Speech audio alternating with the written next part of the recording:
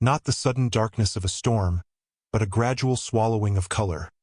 Gold fading to ash, heat releasing its grip, silence settling like a held breath. The wind moves first, slipping through broken stone and half-buried ruins, whispering against surfaces that have not heard human voices for centuries. Beneath the sand lie cities that once ruled the world, temples aligned with stars long forgotten, corridors sealed before Rome learned to speak its own name. This land remembers everything, and yet, some footsteps do not belong here. Imagine a different sound beneath the wind, the muted crunch of boots on sand, the soft clink of metal hidden beneath cloth, the controlled movement of men trained for war but sworn to prayer. Not Arabs, not Egyptians, not pilgrims, but knights from faraway Europe, standing under foreign stars, carrying symbols of the cross into the heart of the ancient world. History tells us the Knights Templar were guardians of pilgrims, bankers of kings, warriors of Christ. It tells us they fought in Jerusalem, built fortresses along the Levantine coast, and fell dramatically on a single Friday in October, betrayed by a Christian king and condemned by the church they served. But history grows quiet when Egypt enters the story. There are no neat chronicles announcing their arrival, no triumphant records of conquest, only fragments, references, puzzles, mentions that seem misplaced, almost accidental, as if someone tried to write them out and failed completely. And that silence is exactly where the mystery begins. Because Egypt was never just another land. Even in the Middle Ages, it carried an almost supernatural reputation. To medieval Europeans, Egypt was the birthplace of wisdom older than the Bible, the keeper of secrets Moses himself had learned, the land where death was not an ending but a doorway. It was associated with magic, alchemy, hidden knowledge, and dangerous truths, the kind that could shake faith itself.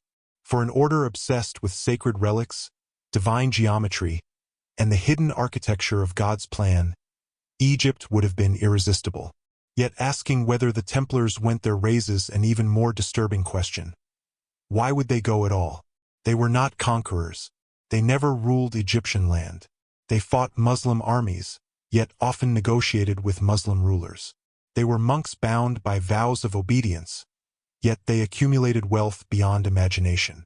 And beneath all of that, they were seekers, men who believed God's truth could be uncovered, measured, excavated from stone and scripture alike. Long before their dramatic fall, rumors followed them. Rumors that they dug beneath the Temple of Solomon in Jerusalem. Rumors that they found something so powerful it transformed them from poor knights into Europe's most feared order.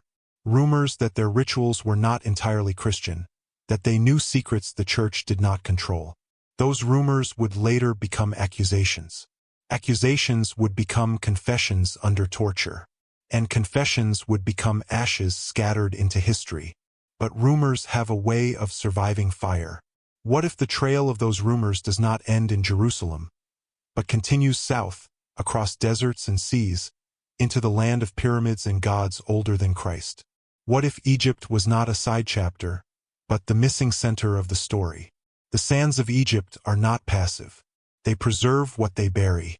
Entire temples have slept beneath them for millennia, waiting for light. Names erased from stone have reemerged intact. Beliefs thought extinct have resurfaced in new religions, wearing different faces but speaking the same truths. And so the question is not whether secrets can survive in Egypt. The question is why we assume the Templars would have ignored them. Medieval Islamic scholars knew things Europe had forgotten. Mathematics that mapped the stars. Texts copied from Greek, Persian, and Egyptian originals. Philosophies that spoke of divine unity, sacred numbers, and the transformation of the soul. Cairo was not just a city, it was a living archive of the ancient world. And the Templars, despite their reputation as rigid Christian warriors, moved easily in this intellectual borderland. They negotiated truces. They exchanged prisoners. They communicated across religious lines when others refused to speak. Some Muslim chroniclers even describe them as the most reasonable of the Franks. Reasonable enough to listen. Reasonable enough to learn. Reasonable enough to keep secrets. When the Templars were finally destroyed, the charges against them were strange. They were accused of denying Christ, of worshipping a mysterious head, of practicing secret rites known only to initiates, of believing in a truth that existed beyond the Church's authority. Modern historians often dismiss these accusations as inventions, products of torture and political greed. And yet, when examined closely, the accusations do not sound random. They sound distorted, as if something real had been twisted until it became unrecognizable, as if fragments of an older knowledge had survived, but only in broken form. Egypt has always been associated with forbidden wisdom. In the Bible, it is both refuge and threat. Moses is raised there. Jesus is hidden there as a child. The Israelites flee it, yet carry its influence with them. Even medieval Christians believed Egyptian priests possessed insights into creation itself, secrets of life, death, and resurrection. For knights who called themselves of the temple, obsessed with Solomon, architecture, and divine order, Egypt was not foreign. It was ancestral. And so, when traces appear, subtle, scattered, easy to overlook, they deserve attention. Architectural similarities, shared symbols, unexplained knowledge appearing suddenly in Europe after the Crusades. Financial systems, building techniques, mystical ideas that seem to arrive fully formed, without clear origin. Civilizations do not invent in isolation. They inherit, they borrow, they steal, and sometimes they guard. The story you are about to hear is not a claim carved in stone. It is an investigation through shadow, a journey across gaps in the historical record, through testimonies that contradict themselves, and places where silence speaks louder than words. It is about men who believed God left fingerprints in geometry and stone, about a desert that hides what it does not destroy, about a secret that may never be proven, but refuses to disappear. Because if the Templars truly carried something out of Egypt, something older than Christianity, older than Rome, older than the Church itself, then their destruction was not just an act of greed or fear. It was an act of containment. And the sand, as it always has, kept the rest. They did not begin as kings or conquerors, or even as an army. The men who would one day terrify monarchs and unsettle the Church began as something far quieter, a handful of exhausted knights standing among ruins, sworn to protect strangers on a road few survived. Jerusalem, in the early years after the First Crusade, was not the shining capital of holy victory imagined in European sermons. It was scarred, unstable, surrounded by enemies, and filled with pilgrims who arrived in faith and left in fear, if they left at all. Bandits stalked the roads. Disease spread quickly. The promise of salvation drew the unprepared into danger. It was here, around the year 1119, that a small group of knights led by Hugh of Payens made a strange vow. They would renounce wealth, renounce comfort, renounce personal ambition. In return, they would live as warrior monks, bound by obedience and poverty, dedicating their lives to protecting pilgrims traveling to the holy city. They called themselves the poor fellow soldiers of Christ. The name was not symbolic. It was literal. They owned almost nothing. Early accounts describe them sharing horses, wearing patched clothing, sleeping on the floor. They were warriors trained for violence, yet constrained by monastic discipline. They prayed as often as they trained. Their days were structured by bells, not banners. And for nearly a decade, they existed on the margins of history, unnoticed, underfunded, surviving only through local support and quiet endurance. Then something changed. The turning point came when they were granted quarters in Jerusalem by King Baldwin II. Not just any quarters, but a location heavy with meaning, the Temple Mount. Specifically, a wing of the Al-Aqsa Mosque, believed by Crusaders to stand on the ruins of Solomon's temple. To medieval minds, this was no coincidence. Solomon was the king of divine wisdom, the builder of the first temple, the ruler said to command spirits and understand the hidden architecture of creation. To be stationed on his foundations was to stand at the crossroads of heaven and earth. And it was here that the order took on a new name, the Knights of the Temple. The name alone suggests purpose, identity, direction, because the temple was not merely symbolic. It was a place associated with lost relics, ancient knowledge, and sacred design. Legends claimed the Ark of the Covenant had once rested there, that the temple had been built according to divine measurements, that beneath it lay chambers sealed since antiquity. Whether or not the early Templars intended to investigate those depths, their presence there would later raise uncomfortable questions. They had access to areas denied to others. They lived above a landscape layered with centuries of destruction, rebuilding, and mystery. And when they emerged from obscurity, they did so suddenly. In 1129, the order was formally recognized by the Church at the Council of Troyes. With the support of Bernard of Clairvaux, one of the most powerful spiritual figures of the age, the Templars received a rule of life, papal favor, and something far more valuable, legitimacy. Bernard's endorsement transformed them overnight. He described them as a new kind of warrior, men who fought not for personal glory, but for God himself. Killing, when done in righteous cause, was not murder but justice. Death in battle was not loss, but salvation. This theology changed everything. With papal backing came donations, land grants, castles, money. Nobles across Europe sent sons to join the order. Kings entrusted them with wealth. Pilgrims entrusted them with their lives. Within a single generation, the poor fellow soldiers became one of the richest and most powerful institutions in Christendom. Yet their outward growth masked a deeper contradiction. They were bound by vows of poverty, yet controlled immense resources. They preached humility, yet answered directly to the Pope, bypassing kings and bishops alike. They lived communally, but operated a financial network spanning continents. The Templars invented systems Europe had never seen before: early banking, letters of credit, secure transfer of funds across hostile territory.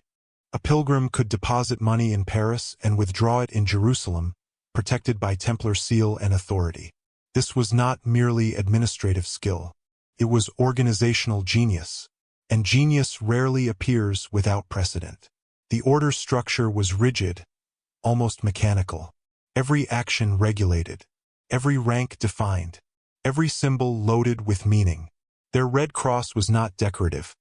It represented sacrifice, blood, and obedience unto death. But beneath the public discipline lay layers of secrecy.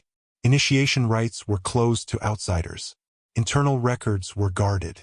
Communication between commanderies followed patterns unknown to secular authorities.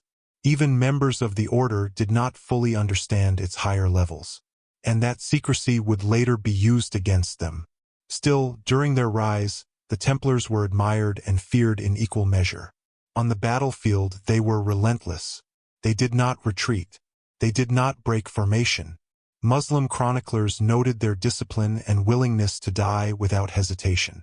But they were not fanatics. They negotiated truces, respected certain Islamic holy sites, maintained relationships with local powers when it served a greater strategy. They were capable of pragmatism where others clung to dogma. That balance between faith and reason, violence and restraint, made them effective. It also made them different. The more they grew, the more they stood apart from conventional orders. Monks prayed, knights fought, kings ruled. The Templars did all three and answered to none. And slowly, quietly, questions began to form. Where did their wealth truly come from? How did they acquire knowledge so quickly? Why did they seem so confident? Not just in battle, but in belief. To some, the answer was simple: God favored them. To others, the explanation was more troubling. They were accused of pride, of arrogance, of believing themselves chosen not merely to serve the church, but to understand truths beyond it.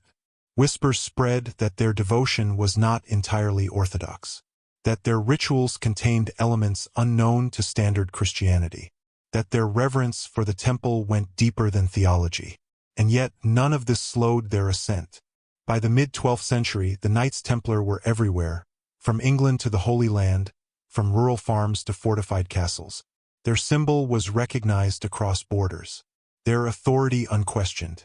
They had become indispensable, which made them dangerous, because institutions built on mystery thrive only as long as power protects them. The moment that power shifts, secrecy becomes liability.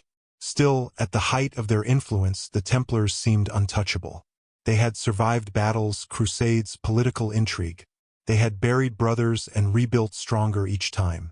What no one could yet see was that their greatest vulnerability was not external. It was what they carried within: ideas, knowledge, and convictions forged at the crossroads of faith and history. Convictions that may not have originated in Jerusalem at all. Convictions that, if traced far enough back, pointed toward older foundations, older than Solomon, older than the Temple, older than Christianity itself. Toward a land where stone was aligned with stars, where death was a transformation, and where secrets were not written in books, but buried in the earth. Toward Egypt. And once that path was taken, there would be no turning back. Above ground, it is a place of noise and argument, prayer and blood, faith competing with faith. Stone upon stone, rebuilt so many times that history feels compressed, restless. But below the streets, below the courtyards and shrines, Jerusalem becomes something else entirely: layered, hollow, secretive. A city with a memory far deeper than its surface. It was here, in these depths, that the Knights Templar spent the earliest and most formative years of their existence. Officially, they were guardians. Poor knights housed near the Temple Mount, protecting pilgrims and maintaining order. Unofficially, their unusual placement raised eyebrows even among their contemporaries. Other orders were given monasteries or fortresses. The Templars were given access to one of the most symbolically charged locations in the world. The Temple Mount was not just holy ground. It was contested ground, mythologized ground, ground saturated with absence. Solomon's temple had been destroyed centuries earlier, rebuilt, destroyed again, and replaced by Islamic structures that carried their own sacred meaning. To medieval Christians, however, the ruins beneath still mattered more than the buildings above. They believed the original temple had been designed according to divine instruction, every measurement encoded with meaning, every chamber aligned with cosmic order. And they believed something had been lost there. Relics were the obsession of the age. Bones of saints, fragments of the cross, objects touched by Christ. These were believed to hold real power. Not symbolic power, but active, living presence. To possess a relic was to possess proximity to God. But the Temple Mount promised something greater than relics. Promised origins. Biblical tradition held that the Ark of the Covenant, the throne of God on earth, had once rested within the temple. That it contained the tablets of the law, the rod of Aaron, and divine fire itself. That it could level cities and part rivers. And then, suddenly, it vanished from the historical record. Some said it was destroyed. Others claimed it was hidden, sealed away to await a worthy time. The question of where it went haunted medieval imagination. And the Templars lived directly above the place where it was last known to stand. Chroniclers from the period are frustratingly vague. They do not openly describe excavations. They do not record discoveries. But absence is not the same as denial. And when details emerge, they are strange. Accounts speak of the Templars spending years underground, not merely fortifying, but clearing debris. Of entrances sealed and resealed. Of long periods where the order remained unusually silent, even secretive about its activities. 9 years passed between their founding and their official recognition by the Church. 9 years of waiting. 9 years of something unfinished. If the Templars were merely guards, there would have been no reason for such a delay. Other orders were recognized quickly. But the Templars remained in a kind of suspended state, tolerated but undefined, until they emerged transformed. When they finally stepped into the light of papal approval, they were no longer poor. They were no longer obscure. They carried confidence, organization, and a sense of destiny that suggested preparation rather than improvisation. Something had happened in those years. Some historians argue the Templars were simply clearing foundations, repairing structures, making their quarters livable. This is possible, but it does not explain the scale of their later influence, nor the sudden appearance of architectural and financial sophistication that Europe had not previously known. Others suggest they uncovered documents, ancient texts preserved beneath layers of ruin, texts that bridged Hebrew tradition with older systems of thought, geometry, cosmology, sacred proportion. ideas that did not sit comfortably within orthodox theology. Solomon himself, in medieval legend, was not just a king. He was a magician, an alchemist, a master of hidden names. He was said to understand the language of animals, command spirits, and possess knowledge passed down from before the flood. To excavate beneath his temple was to dig into dangerous territory, not just physically but spiritually. And then there is the most unsettling possibility, that what the Templars found was not an object at all, but a system, a way of understanding the divine that bypassed priesthood, ritual, and church authority. A belief that God's design could be read directly from creation itself, from number, form, alignment, and proportion. Sacred geometry was not heretical on its own. Churches were built with it, cathedrals encoded it. But if geometry revealed truths independently of Scripture, then Scripture lost its monopoly. And monopolies do not surrender quietly. The Templars' later architecture hints at this shift. Their churches were often round, unlike the traditional cruciform design.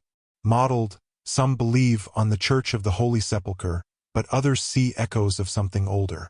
Circularity symbolized eternity, unity, cycles beyond linear time. It was a form that appeared again and again in ancient cultures, including Egypt. The deeper one looks, the more the Temple Mount begins to feel like a gateway rather than a destination. A place where traditions converged, overlapped, and bled into one another. Judaism, Christianity, Islam all revered this ground. All believed it marked a threshold between worlds. And all inherited fragments of much older ideas. If the Templars were searching, Jerusalem was the logical starting point. But starting points are rarely endings.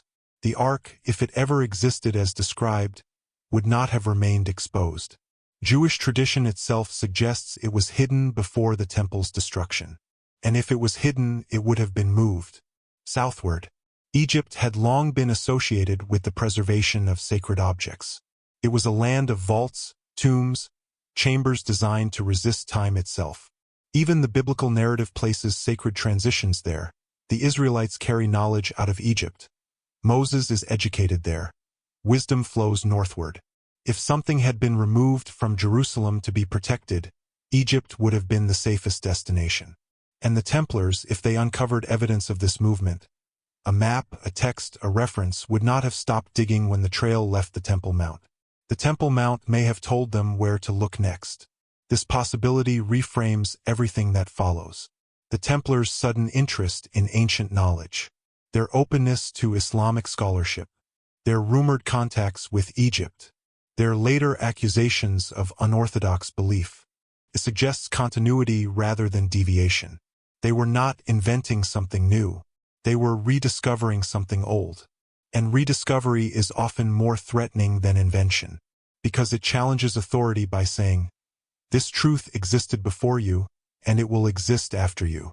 The underground chambers of Jerusalem were not merely spaces of stone and dust.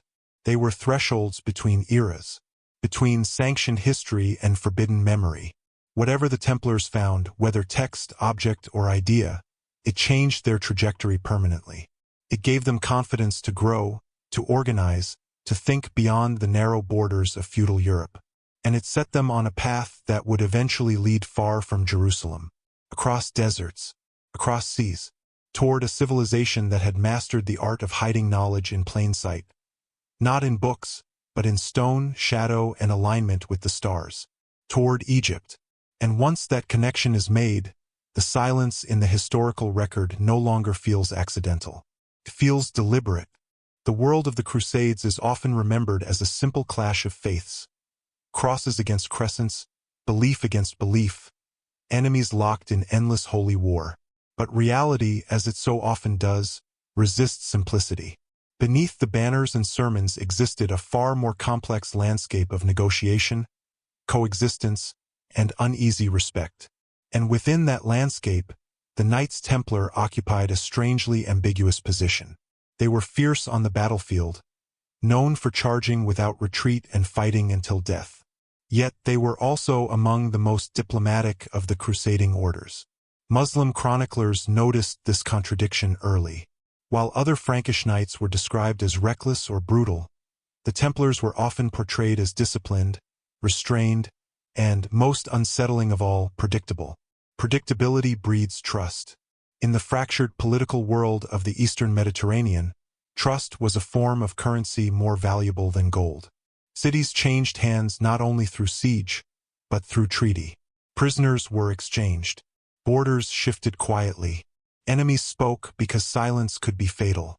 The Templars understood this. They negotiated truces with Muslim rulers even when it angered fellow crusaders. They respected certain Islamic holy sites. They maintained permanent channels of communication that outlived individual wars. In some regions, they were allowed to move freely across territories where other Christian knights would have been attacked on sight. This did not mean friendship. It meant recognition, and recognition opened doors. One of the most revealing aspects of Templar-Muslim interaction lies not in battles, but in the exchanges that left no triumphant records. Knowledge, unlike territory, changes hands quietly. A conversation leaves no ruins. A shared manuscript does not announce itself with bloodshed. Islamic civilization in the medieval period was a custodian of the ancient world. Greek philosophy, Persian cosmology, Indian mathematics, and Egyptian wisdom had been preserved, studied, and expanded within Islamic centers of learning. Cairo, Damascus, Baghdad, these were not merely cities but libraries of human thought. Europe, by contrast, was only beginning to rediscover what it had forgotten. The Crusades brought Europeans into direct contact with this intellectual world. Many responded with suspicion or hostility. Others responded with curiosity. The Templars, trained to observe and survive, fell into the latter group. There are accounts of Templars learning Arabic, of Muslim physicians treating wounded knights, of shared medical knowledge exchanged out of necessity. These are practical interactions born of survival. But practicality often becomes familiarity, and familiarity becomes understanding. More unsettling are reports of Templars attending philosophical discussions with Islamic scholars. While these accounts are rare and often indirect, they appear in both Christian and Muslim sources, usually framed as rumors rather than facts. Rumors, however, reflect what a society fears might be true. One of the most persistent rumors was that the Templars had become too comfortable in the East, that they had adopted Eastern customs, that they had absorbed ideas incompatible with Western Christianity. Among these ideas was a form of monotheism that emphasized unity over division, a belief in one divine source expressed through many forms. Islamic theology, while rigid in its own way, allowed for philosophical speculation that Christianity often viewed with suspicion, especially when it came to the nature of God's presence in the world. Islamic mysticism, particularly in its early Sufi forms, spoke of inner transformation, divine knowledge accessed through discipline and insight rather than intermediaries. These ideas echoed much older traditions, Platonic, Hermetic, and Egyptian, all filtered through centuries of interpretation.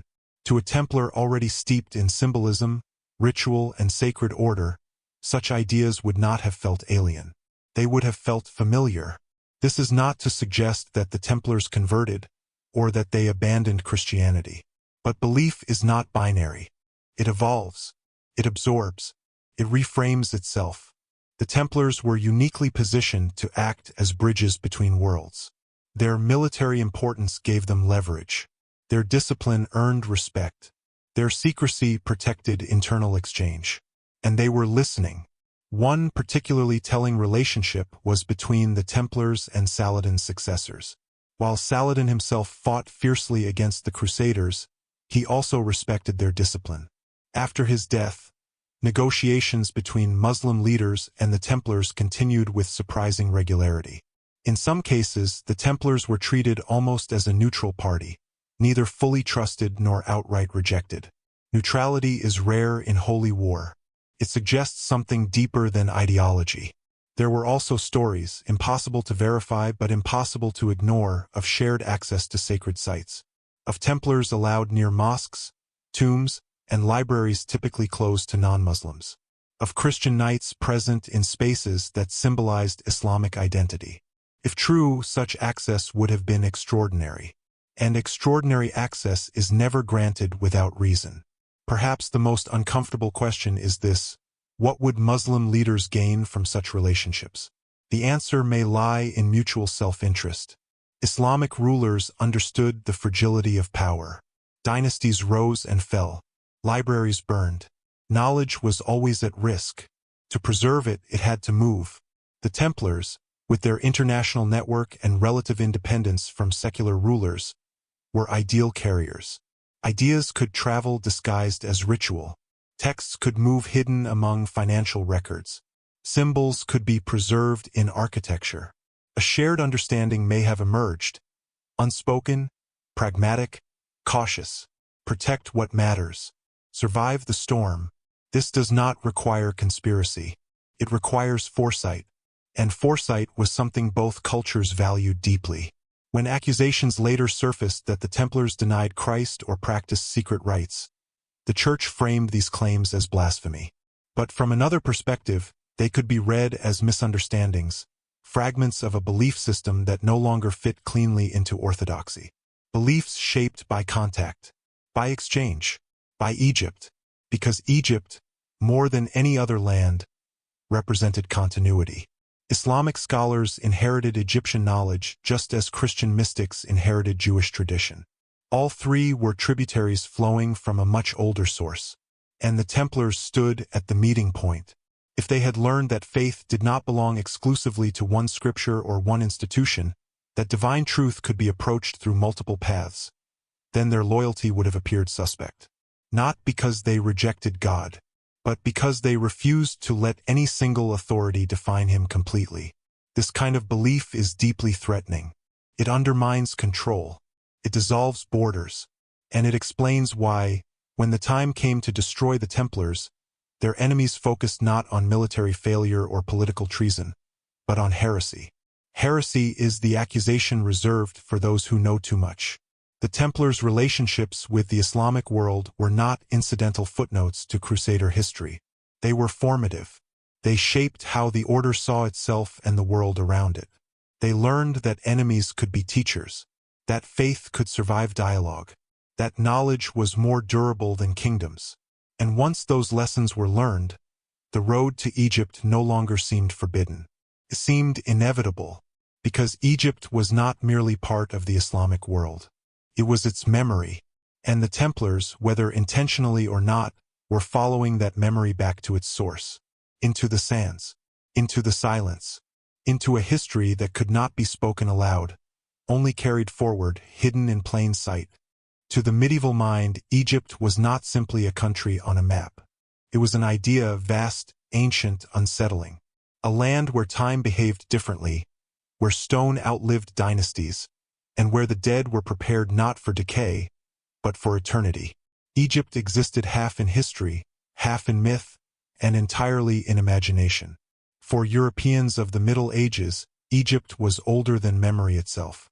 It was the place where wisdom began and where it was hidden when the world was no longer ready for it. Long before the Crusades, Egypt occupied a strange position in Christian thought. It was both a land of bondage and a land of knowledge, a place of exile and a place of initiation. Moses was raised there. Solomon's wisdom was said to echo Egyptian learning. Even Jesus, according to Scripture, was carried into Egypt as a child, as if protection could only be found in that ancient shadow. This contradiction fascinated medieval thinkers. Egypt was feared, but also revered. Classical authors had described it as the cradle of science, geometry, medicine, and astronomy. Medieval scholars believed Egyptian priests possessed secrets about the structure of the universe. Knowledge passed down from before the flood, preserved through catastrophe by stone and ritual rather than fragile texts. To learn Egyptian wisdom was to approach the source of creation itself. But such wisdom came at a price. Egyptian knowledge was considered dangerous precisely because it did not rely on faith alone. It relied on observation, calculation, and symbolic systems that suggested the universe followed laws older than Scripture. Laws that could be measured, replicated, understood. For a church that claimed exclusive authority over truth, this was deeply unsettling. Yet the Knights Templar were not theologians in the traditional sense. They were not trained in cathedral schools or university debates. Their spirituality was experiential, ritualistic, embodied. They believed in discipline, silence, structure, and obedience, all qualities shared by ancient priesthoods. When the Templars looked at Egypt, they did not see pagan ruin. They saw continuity. The pyramids themselves were objects of obsession. Medieval travelers did not understand their purpose, but they understood their intent. These were not monuments to kings alone. They were machines of eternity, structures aligned with stars, built to defy time, encoding belief in stone. No medieval cathedral came close. Egyptian temples were not merely places of worship. They were maps of the cosmos. Walls told stories in symbols rather than letters. Measurements followed proportions that appeared again and again in nature.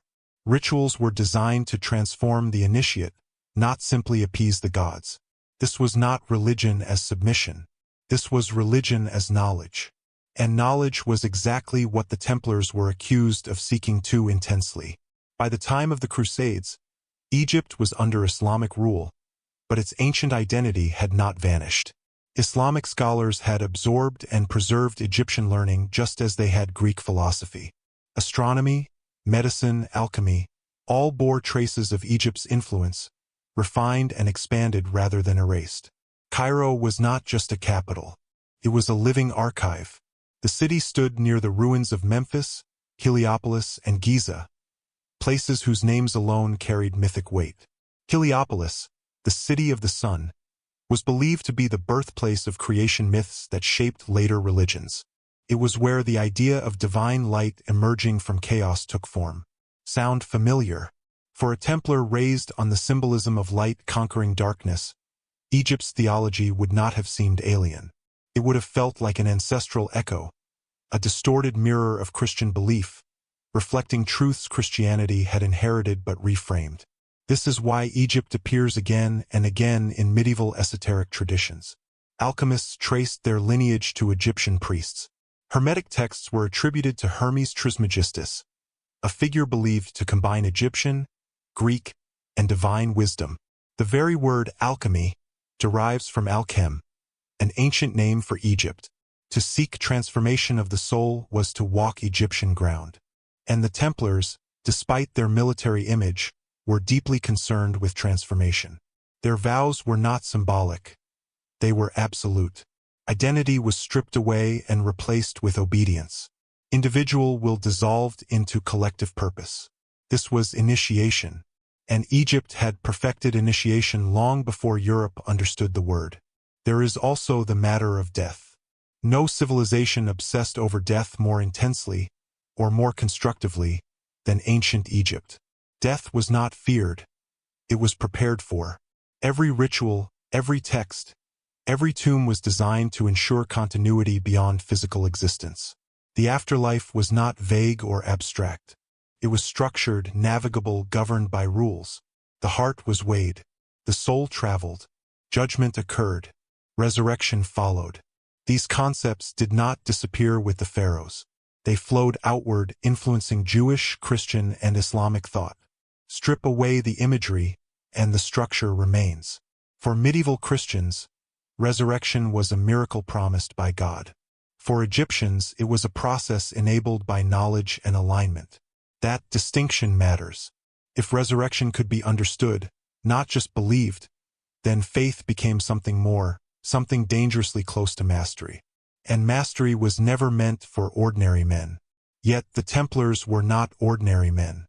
They were trained to surrender fear, to accept death without hesitation, to view their bodies as temporary vessels in service of something eternal. Egyptian belief would have resonated deeply with such a mindset. This is why the idea of Templars traveling to Egypt is not as strange as it first appears. Spiritually, philosophically, symbolically, Egypt was aligned with everything they were becoming. Not the Egypt of idol worship condemned by Scripture, but the Egypt of structure, order, and cosmic design. The Egypt that understood God not as chaos, but as pattern. And patterns can be learned. The sands of Egypt had buried invasions, plagues, and empires, but they had preserved knowledge with almost deliberate patience. What was written in stone could not be burned. What was aligned with the stars could not be rewritten by kings. For an order increasingly aware of its own vulnerability, this mattered. Europe was unstable. Kings rose and fell. The church shifted alliances. Doctrines changed. What was sacred in one century could be condemned in the next. Egypt offered permanence. If the Templars had uncovered ideas in Jerusalem that pointed toward deeper origins, Egypt would have appeared not as a foreign land, but as the next logical step. A place where knowledge was not debated, but encoded. Where truth was not preached, but built. Where secrets were not confessed, but buried. And the desert, vast and indifferent, ensured that only those who knew where to look would ever find them. In that sense, Egypt was the perfect sanctuary. Not for armies, but for memory, for continuity, for truths too old to fit comfortably within any single religion. To walk into Egypt was to step outside linear history, into a landscape where past, present, and future collapsed into stone and silence. And if the Knights Templar ever stood there, under that immense sky, facing monuments older than their faith, they would have understood something fundamental. That they were not discovering new truth. They were returning to it. And once that realization took hold, the sands were no longer obstacles. They were guardians. Reaching Egypt was not a matter of simple intention. It required access, coordination, resources, and above all, discretion. Medieval travel was slow, dangerous, and deeply visible. Armies announced themselves. Pilgrimages left trails. Merchants were recorded and taxed. Yet if the Knights Templar ever reached Egypt, they would have done so without banners, without chronicles, and without leaving the kind of marks historians expect. Which is precisely why the question of how they could reach Egypt matters so deeply. The Mediterranean of the 12th and 13th centuries was not an open sea in the modern sense. It was a contested space, divided among Christian kingdoms, Islamic caliphates, merchant republics, pirates, and shifting alliances. Most travelers moved along predictable routes, hugging coastlines, stopping at known ports. Those routes were watched. But the Templars did not move like ordinary travelers. By the middle of the 12th century, the order had quietly built one of the most sophisticated logistical networks in the known world. Their commanderies were spaced deliberately, like nodes in a living system, stretching from the British Isles to the Levant. Each was self-sufficient, fortified, and connected by trusted messengers.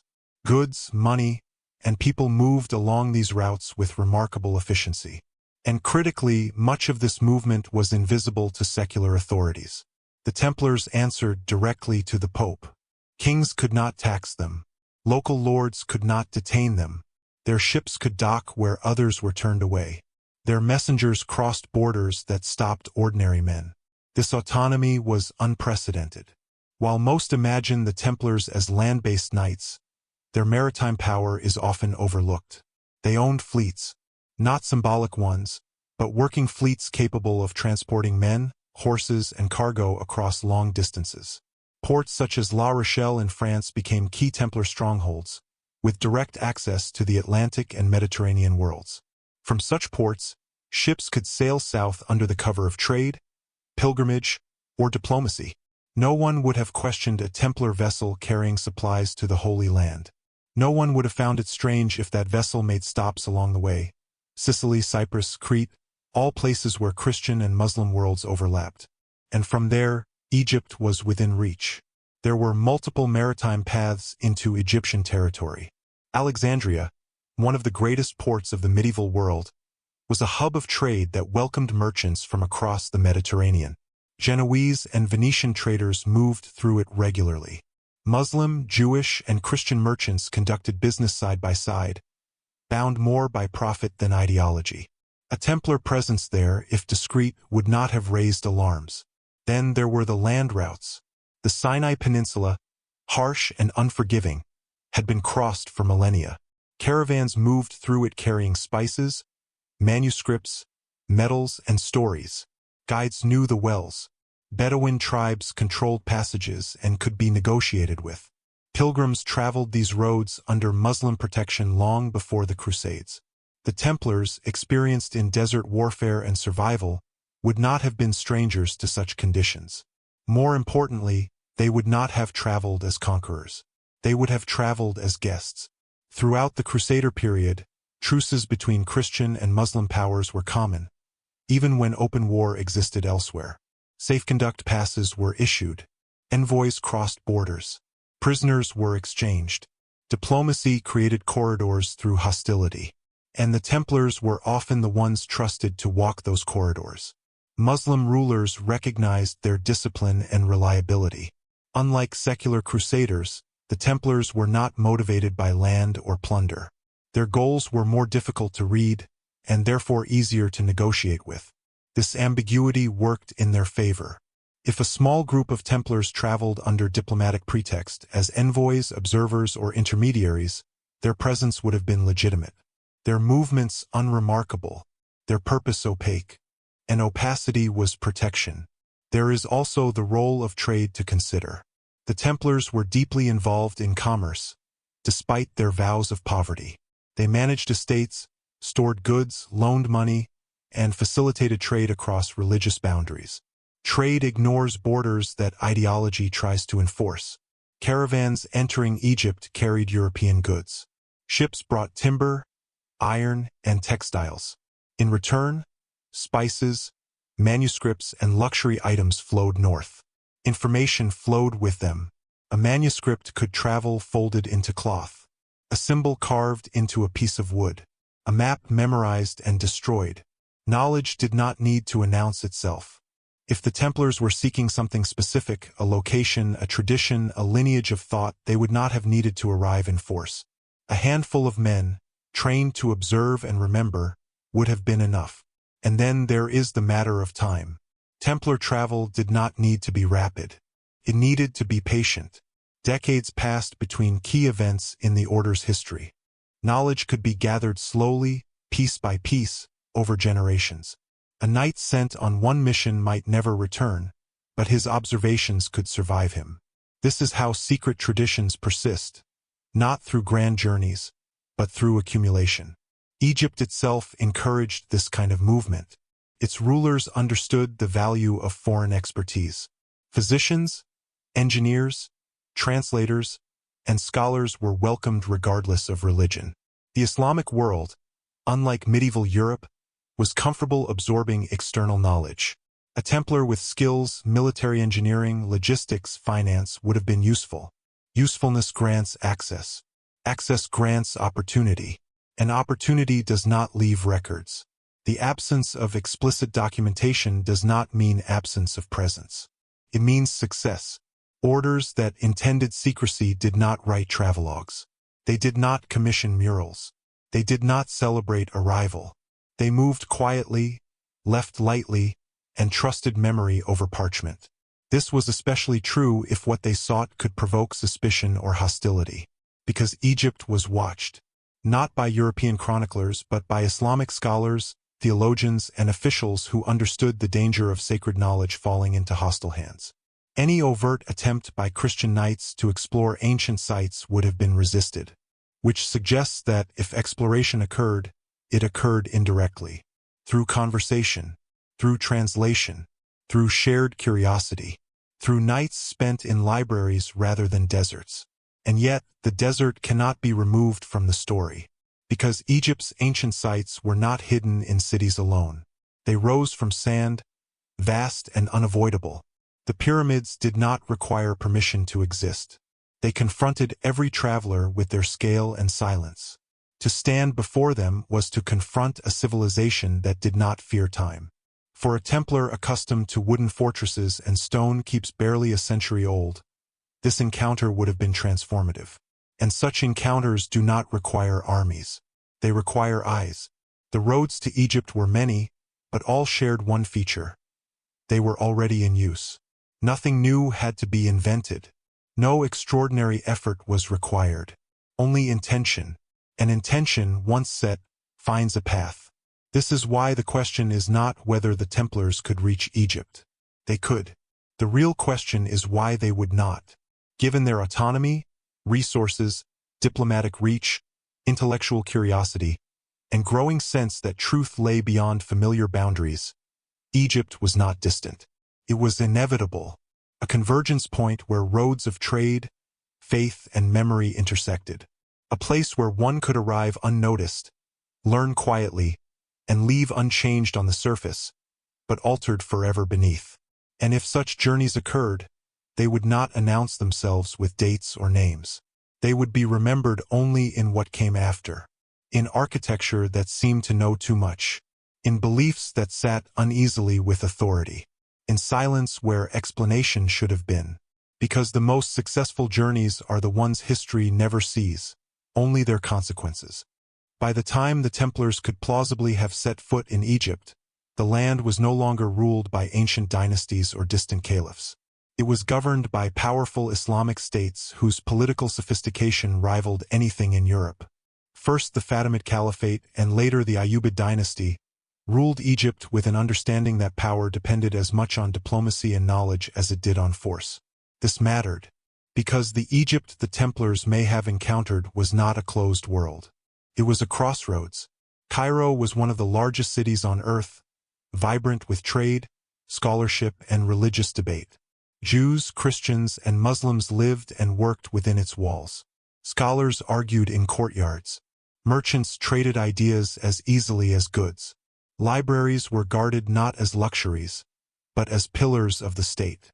In such an environment, foreign presence did not automatically mean hostility. The Fatimid Caliphate in particular followed an interpretation of Islam that encouraged intellectual inquiry.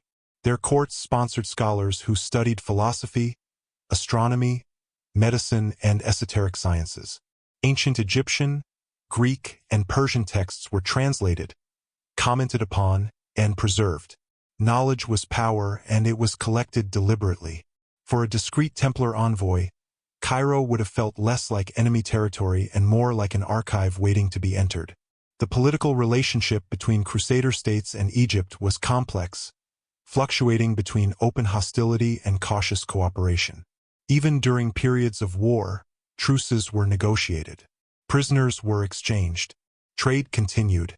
Communication never fully stopped. And the Templars were often at the center of these interactions. They were used as intermediaries because they were predictable. Their word, once given, was usually kept. Muslim rulers valued this consistency. In a landscape where betrayal was common, reliability became a form of respect. This respect translated into access. Historical records mention Templar embassies sent to Islamic courts, including Egypt, to negotiate truces or discuss shared threats. These embassies were small, carefully chosen, and protected by the customs of diplomacy. They would have been welcomed, housed, and granted audiences. And while official discussions focused on politics, unofficial conversations happen everywhere else. In gardens, in libraries, in private rooms after formal meetings ended. It is in these spaces that ideas move most freely. The Templars would have encountered scholars trained in traditions far older than Islam itself. Men who could trace mathematical principles back to Pythagoras and beyond. Philosophers who debated the nature of the soul using arguments preserved from Alexandria and Heliopolis. Alchemists who spoke of transformation not as metaphor, but as process. To European knights raised in a world where learning was confined largely to monasteries, this intellectual richness would have been staggering. But it would not have been incomprehensible, because the Templars were not uneducated brutes. Many came from noble families and had received training in reading, administration, and theology. Some were fluent in multiple languages. Their role as administrators and bankers required literacy and numerical skill. They could listen, they could learn, they could remember.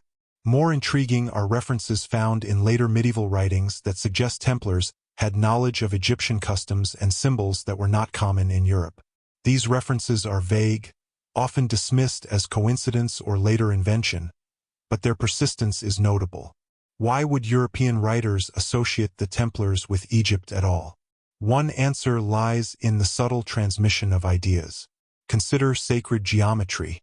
Islamic architects inherited and expanded geometric traditions rooted in ancient Egypt and Greece. Their mosques, madrasas, and palaces were built according to precise mathematical ratios that symbolized divine unity. The Templars, centuries later, built structures in Europe that echo these principles. Round churches, unusual alignments, proportions that defy purely practical explanation. This is not proof of direct influence, but influence rarely announces itself. It migrates. Under the Fatimids, Cairo also housed institutions dedicated to esoteric learning, disciplines not meant for the masses. Knowledge of numbers, symbols, and spiritual transformation was restricted to initiates. These traditions valued secrecy and gradual transmission. Sound familiar? If Templars encountered such systems, they would have recognized something kindred. Their own order operated on similar principles. Layered knowledge, obedience, internal hierarchy, silence. They would not have demanded answers. They would have earned them. The transition to Ayyubid rule under Saladin did not erase this intellectual climate. If anything, it refined it. Saladin himself, though a fierce opponent of the Crusaders, was known for his respect for learning and for honorable conduct toward enemies. After his recapture of Jerusalem in 1187, Templars were not massacred indiscriminately. Many were ransomed. Others were allowed to withdraw. This restraint was not weakness, it was policy. Saladin understood the value of reputation. And he understood the value of keeping doors partially open. Even in conflict, channels remained. This allowed for a paradoxical situation. While Templars fought Muslim armies on one front, they could engage in dialogue on another. This duality was unsettling to both sides, but it persisted because it served practical needs. And practicality often masks deeper exchange. There are also legends, persistent if unverifiable, of Templars visiting ancient sites near Cairo, Giza, and Saqqara. These stories surface centuries later, often framed as scandal or heresy, but they share common elements. Small groups, guided visits, discussions with local scholars. They are not stories of plunder. They are stories of observation, of listening, of standing before stone and asking what it remembers. If such encounters occurred, they would not have required official sanction. A scholar could guide a visitor quietly. A site could be visited under the guise of curiosity. There were no fences, no guards as we imagine them today. Ancient ruins were part of the landscape, and the landscape spoke. To stand before a pyramid was to confront precision beyond medieval understanding. To see stone blocks fitted without mortar, aligned to cardinal directions with uncanny accuracy, was to face evidence of a lost science. Questions would arise naturally. How was this done? Why was it done? What belief system demanded such effort? And perhaps most troubling, what else had been lost? The Egypt of the Fatimids and Ayyubids did not worship the old gods, but it did not deny their achievements. Ancient Egypt was seen as a predecessor, not an embarrassment. This knowledge was studied, not erased. This attitude contrasted sharply with medieval Europe, where pagan pasts were often dismissed or demonized. For a Templar, this difference mattered. It suggested that truth could be layered rather than exclusive, that one faith could build upon another, that God's wisdom might be continuous, not confined. Such ideas would have been dangerous to voice openly in Europe, but they could be carried silently, and silence, for the Templars, was a discipline. If they left Egypt, they would have done so as they arrived, quietly, without spectacle, carrying nothing that could be seized, only memory. Memory of conversations, memory of structures, memory of ideas that did not fit neatly into doctrine. And those memories, once embedded within an order built on secrecy and obedience, could endure for generations, not as explicit teachings, but as orientation, as instinct, as a sense that truth was older, deeper, and more complex than any single institution claimed. In this way, the Templars in Egypt do not need written proof to exist. Their presence would be revealed in what followed, in how they built, in what they were accused of believing, in why they frightened those who sought absolute control. Egypt, under Islamic rule, was not merely a place the Templars could reach. It was a place that could change them, and changed men, when they return home, carry more than souvenirs. They carry disruption, quiet, persistent, impossible to erase. Alexandria did not need to exist anymore to haunt the medieval world. Its greatest library had burned centuries earlier, its scholars scattered, its halls reduced to memory. And yet, its shadow stretched across time, influencing civilizations that never saw its walls. To speak of Alexandria was to speak of loss but also of survival, because knowledge, unlike buildings, does not vanish easily. By the Middle Ages, Alexandria was no longer the intellectual capital it once had been, but its legacy lived on in fragments preserved elsewhere. Islamic scholars spoke of it with reverence. Christian writers spoke of it with longing. Jewish thinkers traced lines of wisdom back to it. Alexandria became less a city and more a symbol, the place where humanity once tried to gather all understanding in one space, and failed. What survived did so quietly. Manuscripts copied and recopied. Ideas absorbed into new systems. Symbols translated into different languages, wearing different names, but retaining familiar structures. Geometry, astronomy, medicine, philosophy, all bore the fingerprints of Alexandrian synthesis. For the Templars, this mattered profoundly. They lived in an age that believed knowledge had an origin, that wisdom flowed outward from a sacred center. And Alexandria, more than any other place, represented that center. It was where Greek reason met Egyptian mystery, where Eastern cosmology met Western logic, where faith and science briefly spoke the same language. Even in ruin, Alexandria was still a crossroads.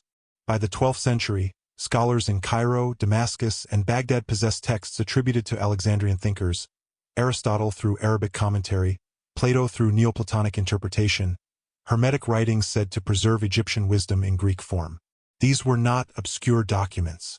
They shaped Islamic theology, medicine, and philosophy, and through contact they shaped Europe as well.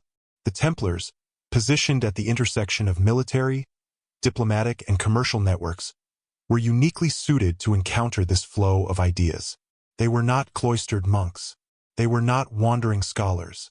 They were disciplined intermediaries, trusted enough to move freely, secretive enough to carry knowledge without exposing it.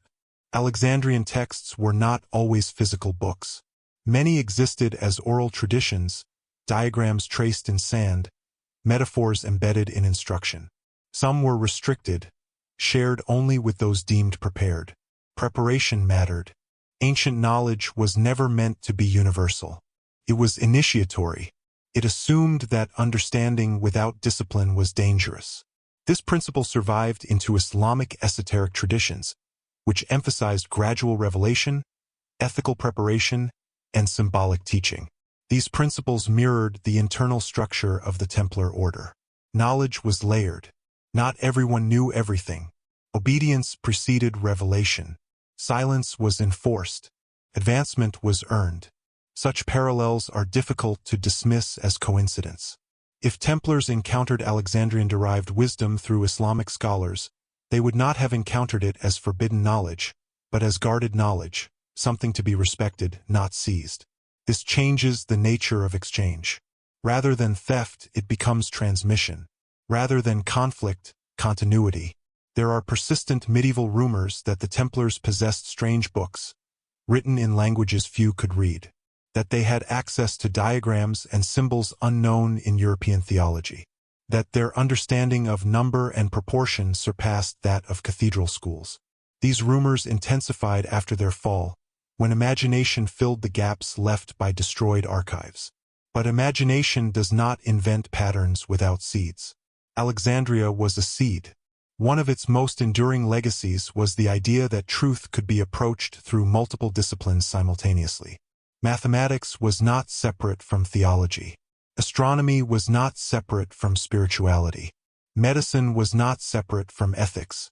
This holistic vision stood in contrast to medieval European compartmentalization, where theology dominated and other disciplines served it. For the Templars, whose lives fused prayer and violence, contemplation and action, such synthesis would have resonated deeply. They did not live divided lives. They lived integrated ones. And Alexandria offered a model for integration. Even the concept of the Word, central to Christian theology, took on new dimensions in Alexandrian thought. Logos was not merely spoken. It was structural. It was the organizing principle of reality itself. This idea echoes through sacred geometry, through proportional design, through the belief that creation itself is a text to be read. A knight trained to defend stone walls might begin to see stone differently, not as barrier, but as language. It is no coincidence that later Templar-associated architecture displays an unusual attention to proportion and form. Buildings that feel symbolic rather than practical. Spaces that evoke containment, focus, and inward movement rather than outward display. These are architectural expressions of inner knowledge. Alexandria also carried another, more unsettling legacy: the belief that knowledge could challenge power. The original library was said to have been destroyed not by accident, but by fear of what uncontrolled knowledge could do. Whether or not this is historically accurate, the belief itself endured. To possess knowledge was to possess leverage. This lesson would not have been lost on the Templars. They already understood power, military, financial, organizational. But Alexandrian influence suggested another kind of power, quieter and more enduring. The power to shape how people think, to redefine truth, to outlast kingdoms. If the Templars became carriers of such influence, even unconsciously, it would explain the unease they provoked. Kings can tolerate armies. Churches can tolerate wealth. But institutions rarely tolerate alternative sources of authority, especially when those sources cannot be easily identified or controlled. The idea that Alexandria's wisdom survived not in one place, but in fragments scattered across cultures, also aligns with the Templars' international nature. They did not belong to one nation. They did not speak one language. They were bound by rule, not blood. They were, in a sense, already Alexandrian, a synthesis rather than a tribe. This may be why later generations projected so many secrets onto them. When an organization resists simple definition, imagination rushes to fill the void. But imagination often exaggerates what reality quietly sustains. The Templars did not need to possess the Library of Alexandria to be shaped by its legacy. They needed only to encounter its echoes, in Cairo's libraries, in scholars' conversations, in diagrams sketched by candlelight. Echoes are enough. They linger, they alter perception, and once perception changes, behavior follows. When the Templars returned to Europe, they did not proclaim new doctrines. They did not challenge the Church openly. They built. They organized. They remained silent. But silence, when informed by knowledge, is rarely empty. It is strategic. Alexandria taught that truth does not need to shout. It needs to endure. And endurance was something the Templars understood deeply. They were trained to hold ground, to withstand siege, to outlast opponents. Applied to ideas, this training becomes something else entirely. It becomes cultural persistence. The connection between the Templars and Alexandria may never be traced through a single document or artifact. But its influence can be felt in the shape of questions that refuse to disappear. Why did the Templars seem so certain? Why did they inspire such fear? Why did their destruction require accusations that went beyond politics and into belief? Perhaps because somewhere along their path, they encountered a tradition that taught them something dangerous. That truth is older than authority. That knowledge survives destruction. That burning a library does not erase what has already been learned. Alexandria was proof of that. And if the Templars carried even a fragment of that lesson, it would have made them far more than knights. It would have made them vessels, not of heresy, but of memory. And memory, once awakened, does not easily return to sleep. It remembers hands that cut it, minds that measured it, and beliefs that shaped it long after voices fell silent. Across civilizations separated by thousands of years, stone speaks in a language that does not change: proportion, alignment, repetition, balance. To those trained to see it, architecture is not shelter. It is scripture. This is where the question of symbols becomes unavoidable. Because when historians compare the buildings associated with the Knights Templar to those of ancient Egypt, the similarities are not superficial. They are structural. They do not lie in decoration, but in intention. in the way space is organized, in the way movement is guided, in the way geometry controls experience. Egyptian sacred architecture was never designed to impress from the outside. Its true power was internal. Corridors narrowed deliberately. Light was rationed. Sound behaved differently in certain chambers.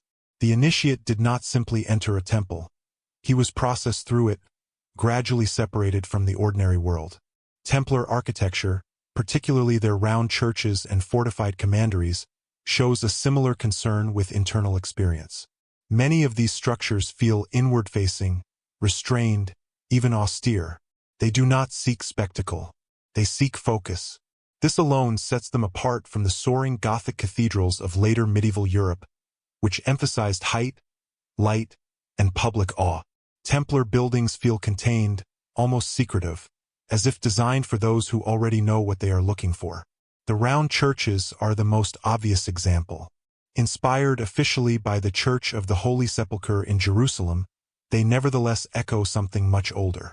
Circular sacred spaces appear across ancient cultures, including Egypt, where circular symbolism represented eternity, completeness, and the cyclical nature of existence. The circle has no beginning and no end. It does not privilege one direction over another. It denies hierarchy. In a religious world built on vertical authority, God above, man below, this is a radical shape. Inside many Templar churches, the proportions are strikingly precise. Distances repeat. Ratios recur. Certain measurements align closely with harmonic principles found in nature, relationships later formalized in what we now call sacred geometry. These principles were known in antiquity. Egyptian architects used them to align temples with solstices, equinoxes, and stellar movements.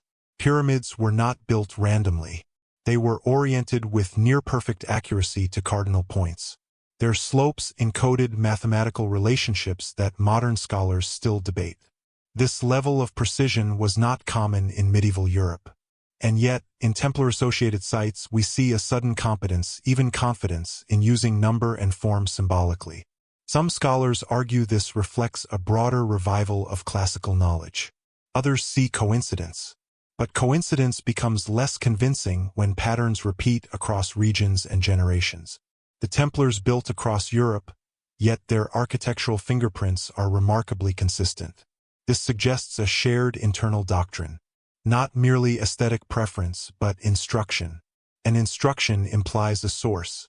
Symbols reinforce this impression. While the Red Cross is the most visible Templar emblem, it is not the most intriguing.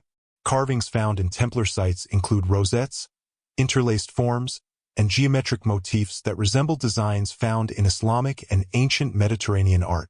These symbols are not explicitly Christian. They are universal. The rosette, for example, appears in Egyptian temples as a symbol of renewal and solar order. In medieval Europe, it reappears in rose windows, but the Templars were using it before Gothic architecture fully matured. Interlaced patterns, common in Islamic art and earlier traditions, suggest infinity, continuity, and the unity of opposites. They reject linear narrative in favor of perpetual motion. Such symbolism does not contradict Christianity, but it expands it.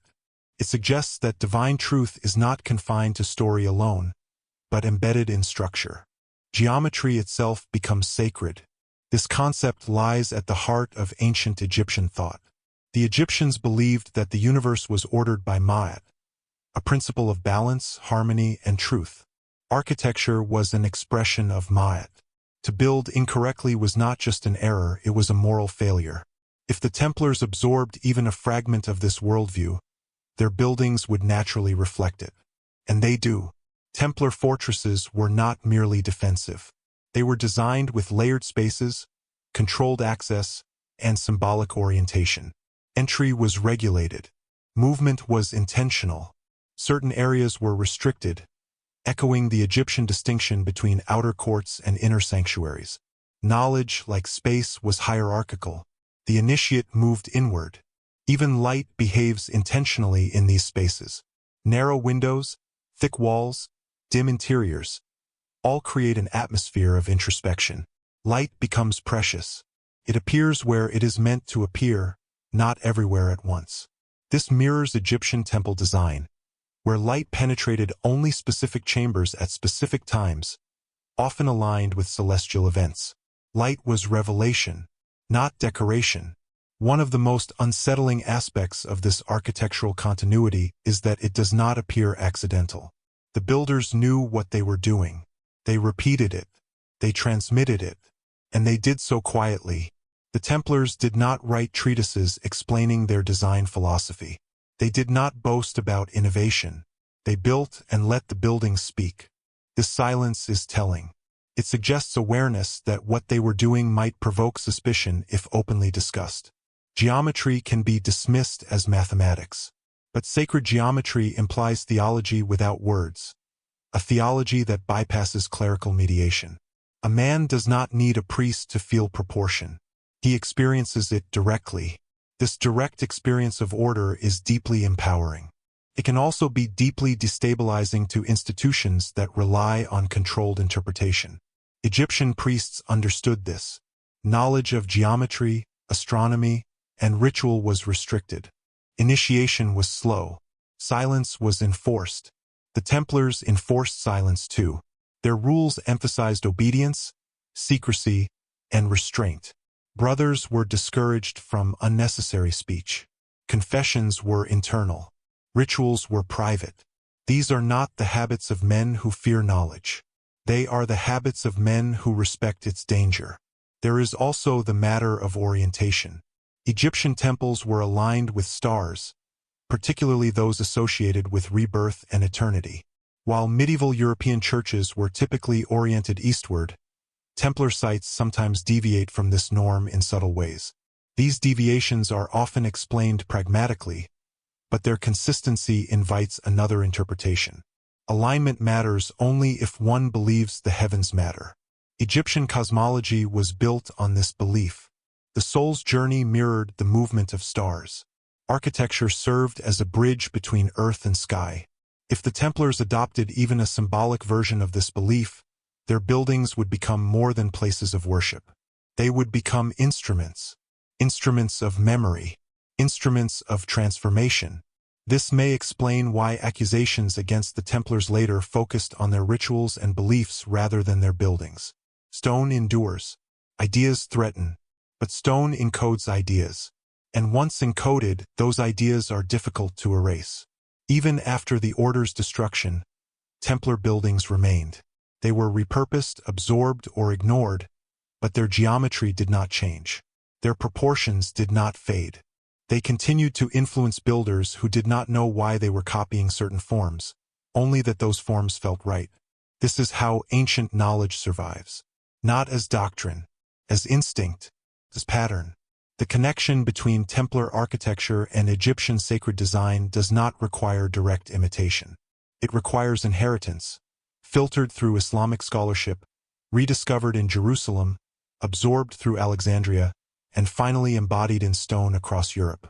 Each step adds distortion, but the core remains: balance, order, silence, and the belief that truth can be built. When viewed this way, the question of whether the Templars physically stood in Egyptian temples becomes less important than whether they understood what those temples represented. A worldview in which the divine is not distant. It is structured, measurable, present. Such a worldview does not replace faith. It deepens it. But deep faith can become dangerous when it no longer needs permission. And that, perhaps more than any lost relic or hidden treasure, was the secret that unsettled kings and frightened the church. Because stone does not lie. It only waits. Every great mystery attracts a single question, asked again and again in different forms. What did they find? For the Knights Templar, this question has echoed for centuries, reshaped by imagination, fear, and longing. Relics, treasures, forbidden objects. History has offered many answers, none fully satisfying. Because the deeper one looks, the more it becomes clear that the truth may not fit into the shape of an object at all. The Ark of the Covenant is often the first name spoken. It is the most powerful relic in biblical tradition, described as the dwelling place of God's presence on earth. It led the Israelites through the wilderness, leveled cities, and struck down those who approached it improperly. And then, suddenly, it vanished. Scripture is silent on its fate. For medieval Christians, the ark represented divine authority unmediated by priest or king. It was God's throne, portable and terrifying. To possess it would be to possess legitimacy beyond human institution. It is no wonder that legends place it beneath Solomon's temple. And it is no surprise that the Templars, living above that site, became linked to its disappearance. Yet the ark, if it existed as described, raises problems. It would have been difficult to conceal, dangerous to transport, and impossible to use without provoking immediate notice. Its absence from history after the Templars' rise is conspicuous, but so is the absence of any trace after their fall. No triumph, no recovery, no exposure. This silence suggests either the ark never existed as imagined, or that what mattered was not the object itself. Another candidate is the Holy Grail. Unlike the ark, the Grail is elusive by design. In medieval literature, it shifts form: cup, stone, dish, even book. Sometimes it grants eternal life, sometimes enlightenment, sometimes only to the worthy.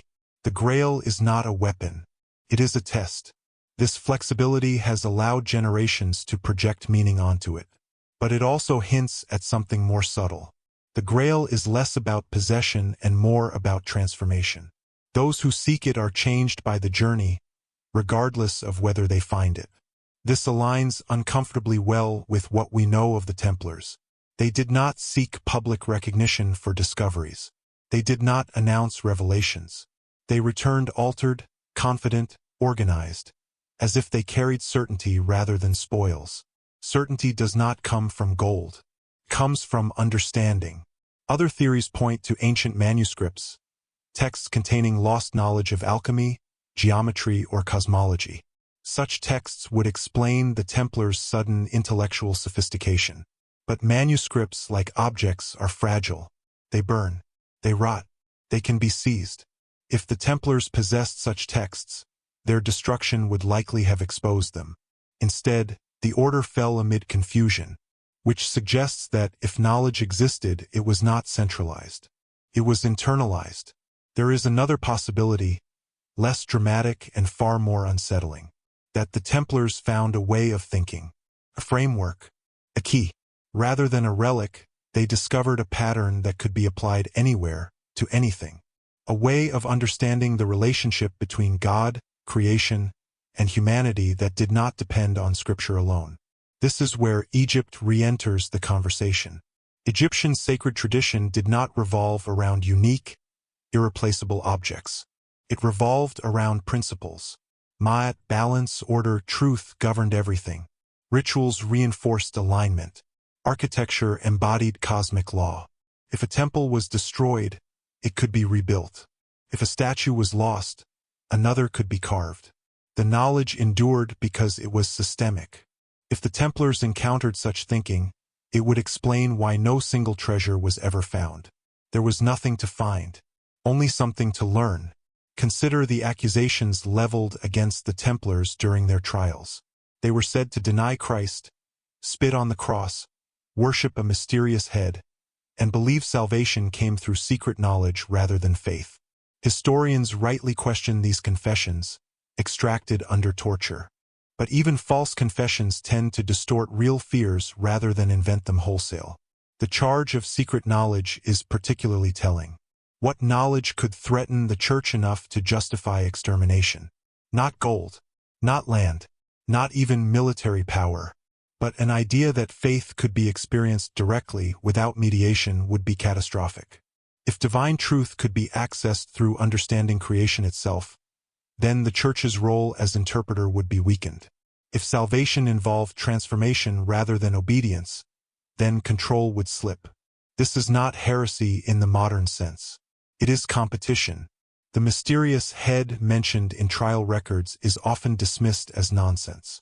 But symbols of heads appear across ancient traditions as representations of consciousness, wisdom, or divine presence. In Egypt, the head was the seat of the Ba, a vital aspect of the soul. Worshipping a head does not necessarily mean idolatry. It may mean reverence for awareness. Awareness is dangerous, because once awakened, it does not return easily to submission. Alchemy offers another lens. Medieval alchemy was not primarily about turning lead into gold. It was about refinement of matter, of spirit, of understanding. Egyptian alchemy, transmitted through Arabic scholarship, emphasized inner transformation. The philosopher's stone was not a literal object. It was a state.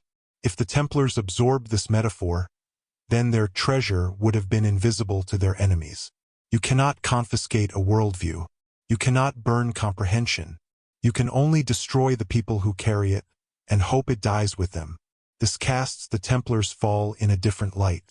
Their destruction was thorough, but not total. The order was disbanded, leaders executed, property seized. And yet the fear lingered. Legends multiplied. Successor groups emerged. Symbols persisted. This does not happen when an institution is emptied.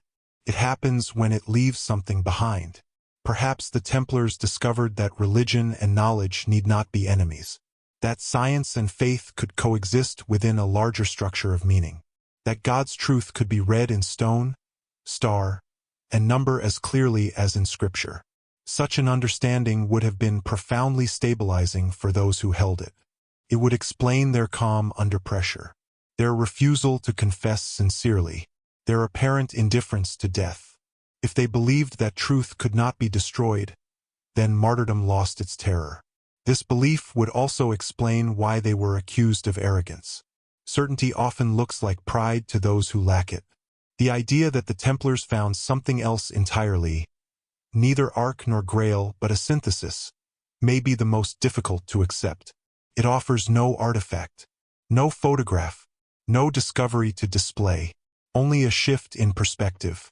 But history is shaped more by perspectives than by objects.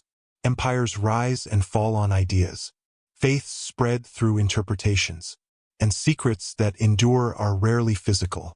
They are conceptual. If the Templars found such a secret, a way of seeing the world that integrated ancient wisdom with Christian belief, then their story becomes less about loss and more about transmission. They did not hide treasure. They became it. And that may be why, centuries later, we are still asking the same question. Not what they possessed, but what they understood. Because understanding, once glimpsed, changes everything. And that kind of change always leaves a trace, even when the object itself is nowhere to be found. There is a moment in every long search when the seeker realizes the destination was never a place. It was a transformation. What began as curiosity hardens into discipline, and discipline reshapes the soul. For the Knights Templar, this realization may have come slowly, through fragments gathered across cultures, until a deeper pattern revealed itself, one that spoke not of relics, but of refinement. Alchemy, in the medieval imagination, is often misunderstood. Popular images reduce it to smoke-filled rooms and greedy men chasing gold. But to those who practiced it seriously, alchemy was not about wealth. It was about perfection, about understanding how base matter could be purified, elevated, and made whole. Egypt was believed to be the birthplace of this tradition. Even the word alchemy carried Egypt's ancient name within it. Islamic scholars preserved and expanded these teachings, emphasizing that true transformation was internal. The laboratory mirrored the soul. The process applied equally to metals and to men. This idea would have resonated powerfully with the Templars. Their entire lives were structured around refinement. From the moment a man entered the order, he was stripped of personal identity. His clothes changed. His name diminished. His will was subordinated to rule and ritual. Pride was ground down. Obedience was sharpened. This was not accidental. It was a crucible. Alchemy taught that transformation required heat, pressure, and patience. Impurities had to be exposed before they could be removed. Resistance was not an obstacle, it was a necessary stage. The Templars lived this process daily. If they encountered alchemical philosophy through Egyptian and Islamic sources, they would not have seen it as foreign mysticism. They would have recognized its logic. It described what they were already experiencing. The alchemical journey moved through stages: dissolution, separation, purification, recombination. Each stage mirrored psychological and spiritual trials. Death preceded rebirth. Confusion preceded clarity. These stages echo initiation rituals across ancient cultures. Egyptian initiation was not symbolic. It was experiential. The initiate was led through darkness, silence, fear, and revelation. Knowledge was not taught, it was endured.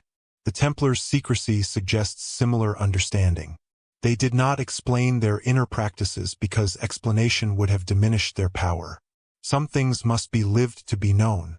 This may explain why accusations against the Templars often focused on secret rites rather than doctrinal errors. Their enemies sensed something happening behind closed doors, something they could not articulate. When fear cannot name its object, it invents monsters. The notion that the Templars sought salvation through knowledge rather than faith is particularly revealing. In alchemical thought, knowledge is not intellectual accumulation. It is realization, a shift in being. Faith becomes experiential rather than obedient. This does not negate belief. It intensifies it. But an intensified belief no longer requires external validation. It becomes internal authority. Institutions built on hierarchy do not tolerate internal authority. If the Templars believed that divine truth could be encountered through disciplined transformation, then the Church's role as mediator would have seemed less essential. This would not have been stated openly. It would not have been taught to the unprepared. It would have been lived. The symbolism associated with the Templars hints at this inward focus. Their emblem, two knights on one horse, is often interpreted as poverty. But it can also be read as duality, the union of opposites. Body and soul, action and contemplation, violence and restraint. Alchemy is built on such unions. The goal was not to eliminate contradiction, but to reconcile it. Egyptian thought embraced this paradox. Life and death were not enemies. They were phases. The afterlife was not escape. It was continuation. The soul was refined through trials, judged, and then reborn into a more perfect state. For warriors who faced death regularly, this worldview would have been grounding rather than frightening. It would explain their composure, their willingness to die without desperation, their apparent indifference to worldly reward. If death was merely another stage, then fear lost its grip. This attitude would have alarmed observers. Fearless men are difficult to control, and fearlessness rooted in understanding is more dangerous than fanaticism. Fanatics burn out. The refined endure. The accusation that the Templars denied Christ may reflect misunderstanding of this transformation. If Christ was seen not only as a savior, but as a model, a perfected being who passed through death into resurrection, then emulating Christ became a process rather than a plea. To become Christ-like would mean transformation of the self, not simply acceptance of doctrine. This is radical only if authority depends on passivity. Alchemy demands participation. It demands effort. It demands responsibility. Egyptian wisdom placed responsibility for the soul's fate on the individual. The heart was weighed. No priest could intervene. No god could excuse imbalance. The Templars' discipline echoes this severity.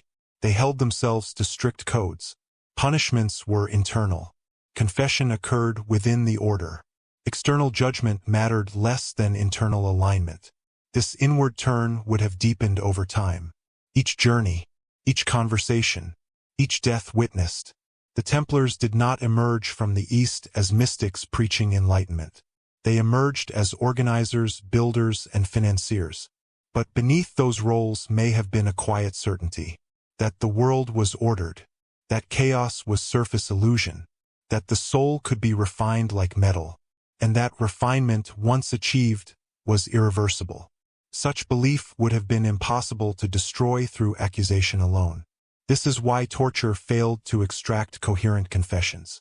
Pain can break bodies, but it cannot supply language for experiences beyond common reference. Those who know something inwardly often lack words for it. Silence becomes protection, and silence, misinterpreted, becomes guilt. The idea that the Templars practiced a form of alchemy does not require secret laboratories or transmutation experiments. It requires only that they understood life itself as a refining process. a view inherited, perhaps, from Egypt, preserved through Islamic scholarship, filtered through Christian symbolism, lived within the structure of a military order. This synthesis would have been uniquely powerful. It would have allowed the Templars to reconcile violence with spirituality, obedience with autonomy, death with purpose. It would have given meaning to sacrifice beyond reward.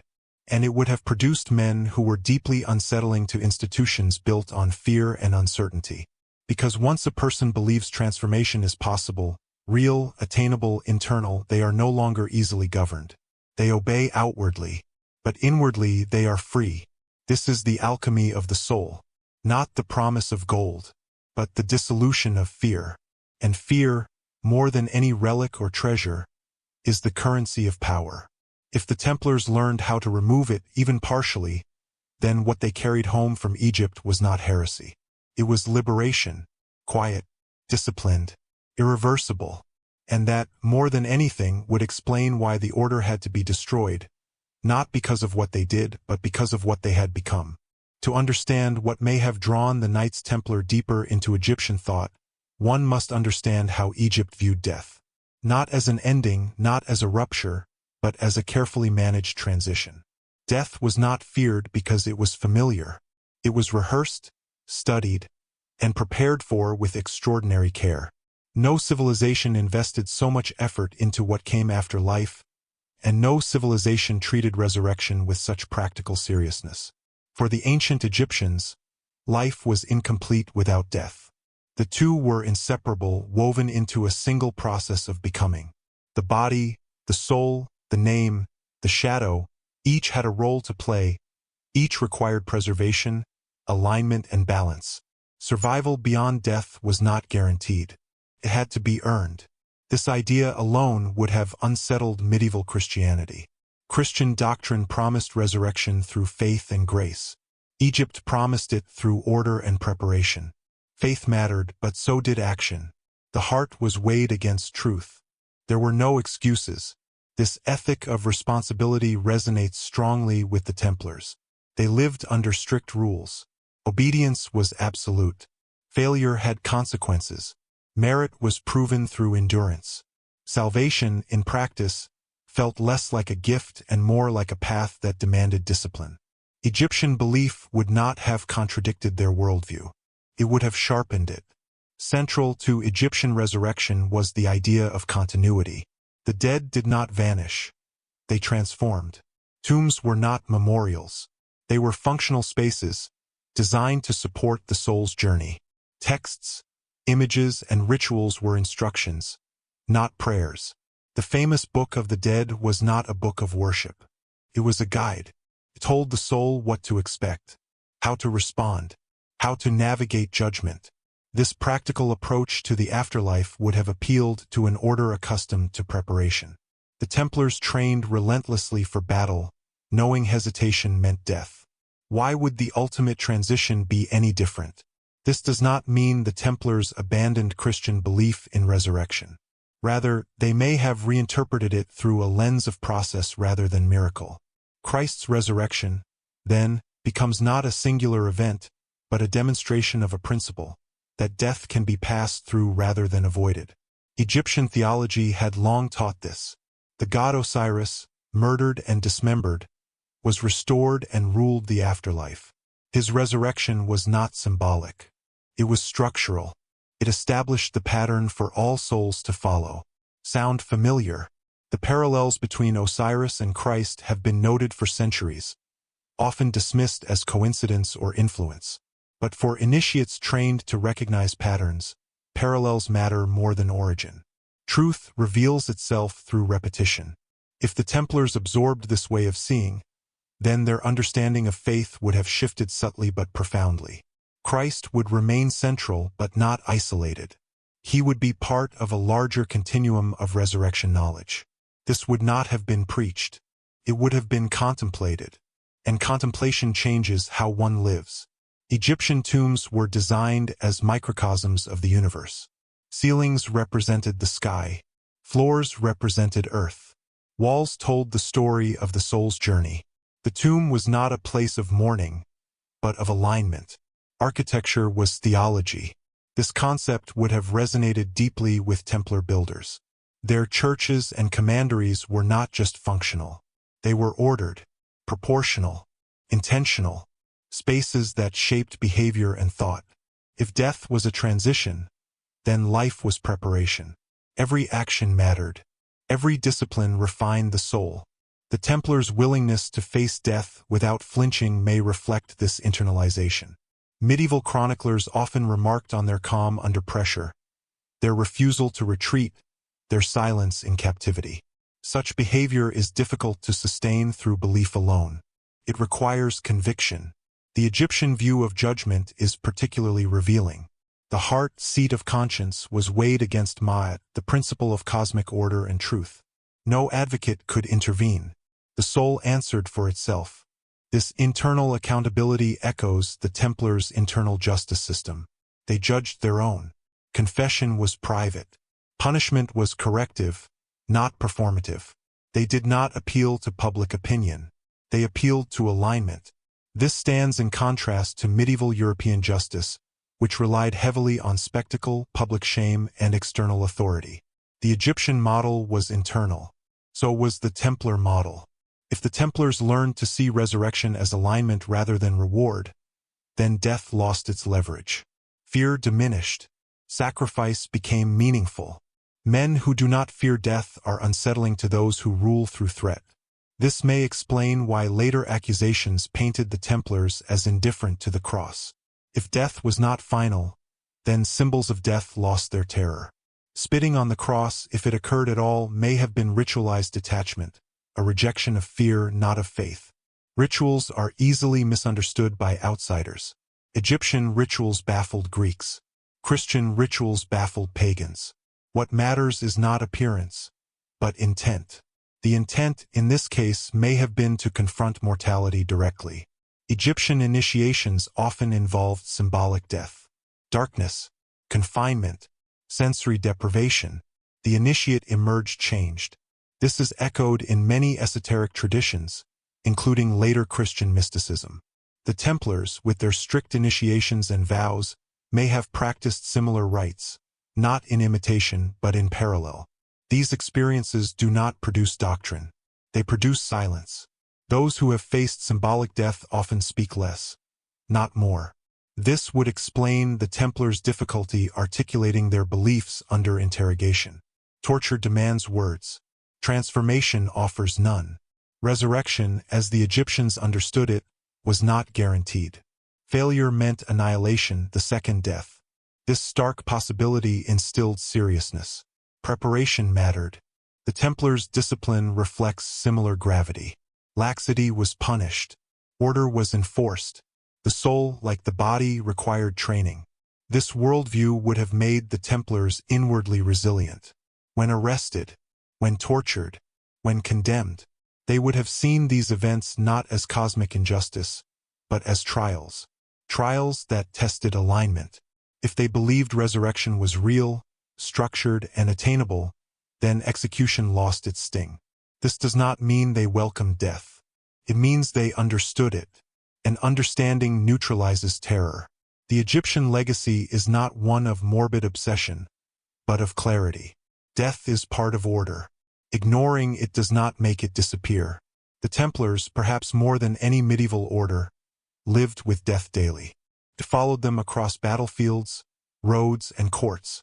Egyptian thought offered a way to integrate that reality rather than deny it, to see death as passage rather than punishment, to see resurrection as fulfillment rather than exception.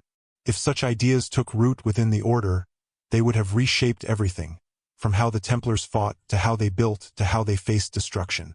They would have become men already half beyond the world, not because they rejected it, but because they understood it too well.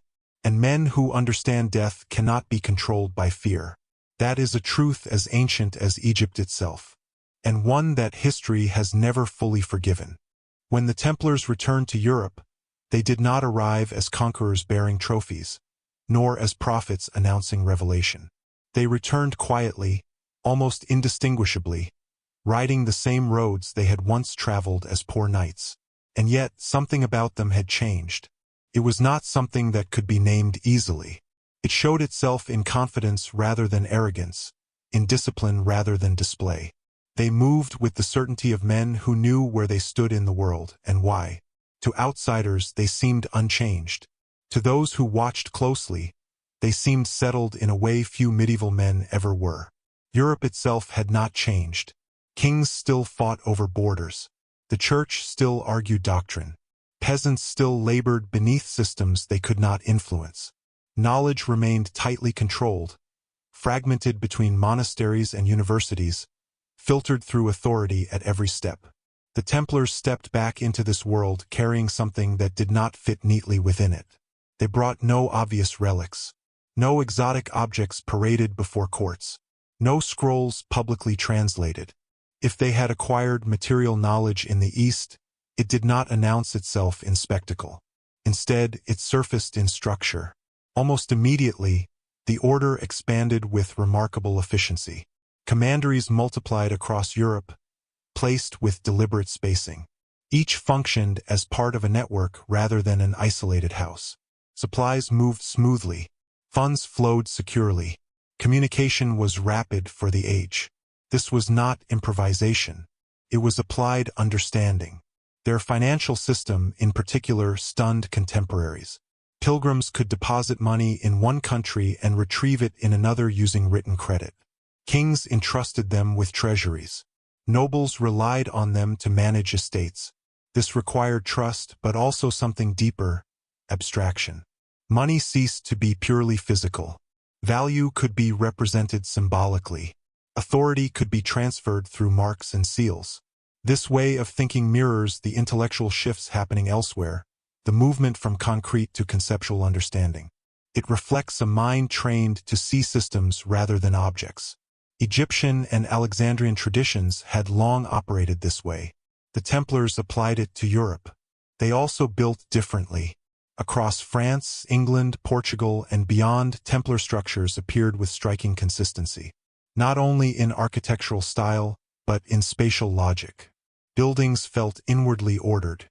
Practical, yes, but also deliberate in ways that defied mere necessity. These were not castles built for display. They were instruments, places of discipline, storage, transition. They embodied restraint. Even the way the Templars interacted with society seemed altered. They did not seek popular approval. They did not cultivate saints or miracles. Their spirituality was inward, almost austere. This puzzled contemporaries. Medieval religiosity was expressive: public devotion, relics, pilgrimages, spectacle. The Templars avoided excess. Their piety was quiet, disciplined, rule-bound. This restraint made them appear distant. Distance breeds suspicion. Yet their effectiveness could not be denied. On the battlefield, they were relentless. In administration, precise. In negotiation, reliable. Kings valued them and feared them because the Templars did not behave like men who needed validation. They did not flatter power. They did not bend easily. Their loyalty was to the order, and beyond that, to something unspoken. That unspoken element is what unsettled Europe. If the Templars had simply returned richer, their wealth could be taxed or seized. If they had returned with exotic beliefs, they could be condemned. But they returned with a way of being: disciplined, confident, inwardly anchored. This kind of change resists control. Over time, subtle signs accumulated. Accusations that the Templars were secretive, that they answered only to themselves, that their rituals were strange, that they cared more for internal rule than for external authority. These were not crimes, but they were warnings. Europe had little tolerance for institutions that operated outside familiar hierarchies. Power was meant to be visible, accountable, and ideally fragmented. The Templars were unified. Unity frightened monarchs. The Church, too, began to watch them more closely.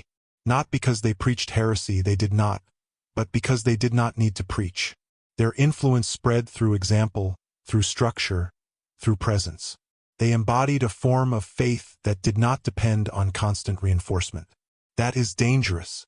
As years passed, the gap between the Templars and the world around them widened. Europe changed slowly. The order did not. They adapted, but they did not dilute. This rigidity, often praised as virtue, also made them brittle in the face of political shifts. When support turned to suspicion, they did not adjust quickly. They did not plead. They did not explain. Men who have internal certainty often underestimate the need for external reassurance. By the early 14th century, rumors hardened. Stories circulated of secret knowledge, strange rites, hidden treasures. None could be proven. All could be imagined. Imagination thrives in silence. And the Templars remained silent. This silence was not arrogance. It was habit. They had learned that not all truths are meant for public consumption. That misunderstanding is preferable to dilution. That secrecy preserves integrity. These lessons, learned perhaps in the East, served them well until they didn't. Because Europe was entering a period of consolidation. Kings sought centralized power. The Church sought doctrinal uniformity. Independent institutions became obstacles. The Templars were the largest obstacle of all. They controlled land, wealth, and loyalty across borders. They were not bound by dynastic ties. They did not depend on popular support. They answered to a pope whose authority itself was weakening. They were an anachronism, and an anachronism that refuses to fade invites elimination. When the storm finally came, it would come suddenly. Arrests without warning, accusations without clarity, trials without fairness. But long before that night, the seeds were planted. The Templars' return from the East marked the beginning of their end, not because they brought back something forbidden, but because they brought back something enduring. A way of organizing men, a way of understanding death, a way of holding faith inwardly, a way of building systems that did not depend on constant coercion. These things cannot coexist easily with absolute power. And so, as Europe watched the order grow more confident, more stable, more complete, fear replaced admiration. Not fear of what the Templars owned, but fear of what they no longer needed. Because men who do not need approval are difficult to rule. And institutions that do not fear destruction are impossible to intimidate.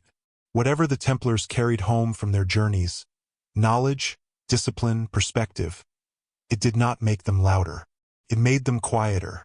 And in history, quiet certainty has always been more threatening than loud rebellion. The return was complete, the transformation invisible, and the consequences inevitable. Power rarely announces its fear openly. It disguises anxiety as righteousness, insecurity as justice. When it finally strikes, it does so not out of sudden anger, but out of long, simmering unease. By the early 14th century, that unease had a name, a crown, and a throne. Philip IV of France. Known to history as Philip the Fair, he was intelligent, calculating, and relentless. He ruled a kingdom strained by war, ambition, and debt. France was powerful, but its power was fragile. Coinage was unstable. Noble loyalty was conditional. The authority of the crown depended increasingly on money rather than tradition. And money was something Philip did not have enough of. Years of warfare with England and Flanders had drained the royal treasury. Attempts to debase currency had sparked unrest. Even the church had not escaped his reach. Philip had taxed clergy, challenged papal authority, and forced the relocation of the papacy itself. He was a king who understood that institutions exist to serve power or be broken by it. The Knights Templar in this context were intolerable. They were wealthy, independent, and immune to royal taxation. They controlled vast estates within France yet answered to no French authority. They held deposits from nobles, merchants, and even kings. Their financial system rivaled the crown's ability to move and store wealth. Philip owed them money, a great deal of it. Debt creates resentment. Resentment seeks justification.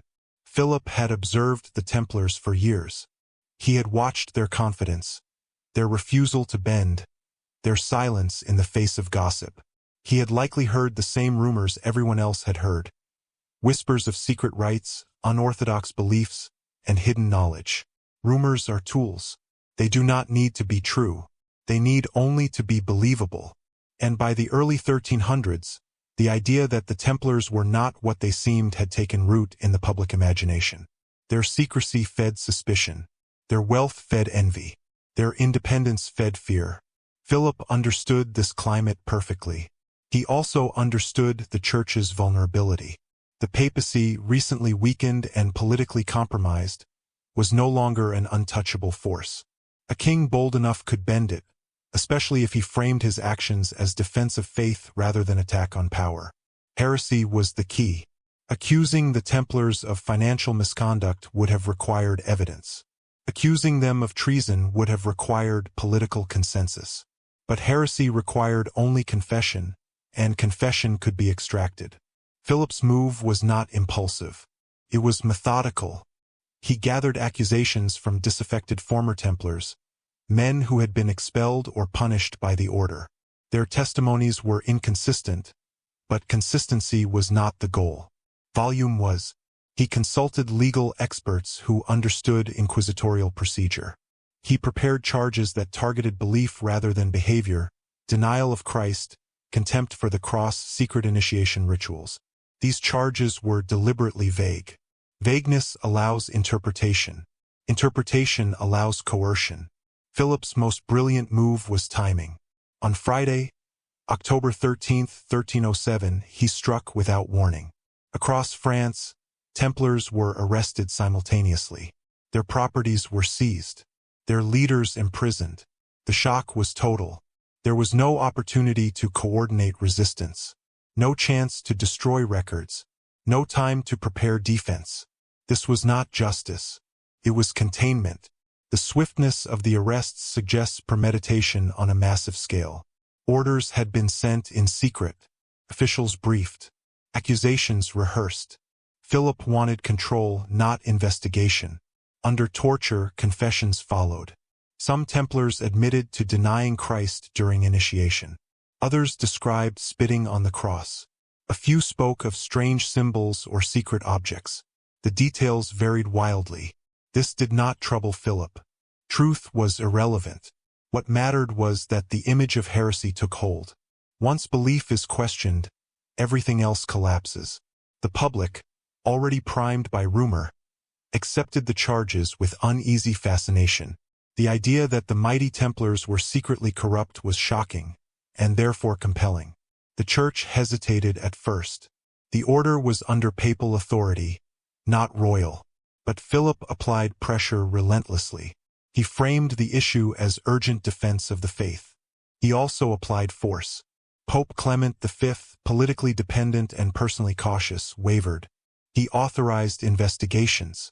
He allowed inquisitors to proceed. Once the process began, it could not be stopped. Heresy trials follow a particular logic. They are not designed to discover truth. They are designed to enforce conformity. Confession is success. Denial is resistance. Resistance proves guilt. The Templars' internal discipline, which had served them for generations, now worked against them. They were trained to obey, to endure, to remain silent. Many confessed simply to end suffering. Others recanted later, only to be condemned again. Philip seized the order's wealth, but that was not his primary victory. His victory was symbolic. He had demonstrated that no institution, no matter how powerful, could stand beyond the reach of the crown. He had also eliminated a creditor. Convenient, yet something about the process betrayed deeper fear. Philip did not merely want the Templars dissolved. He wanted them discredited. He wanted their memory poisoned. This suggests that he feared not only their power, but their legacy. If the Templars were merely a financial obstacle, dissolving them would have been enough.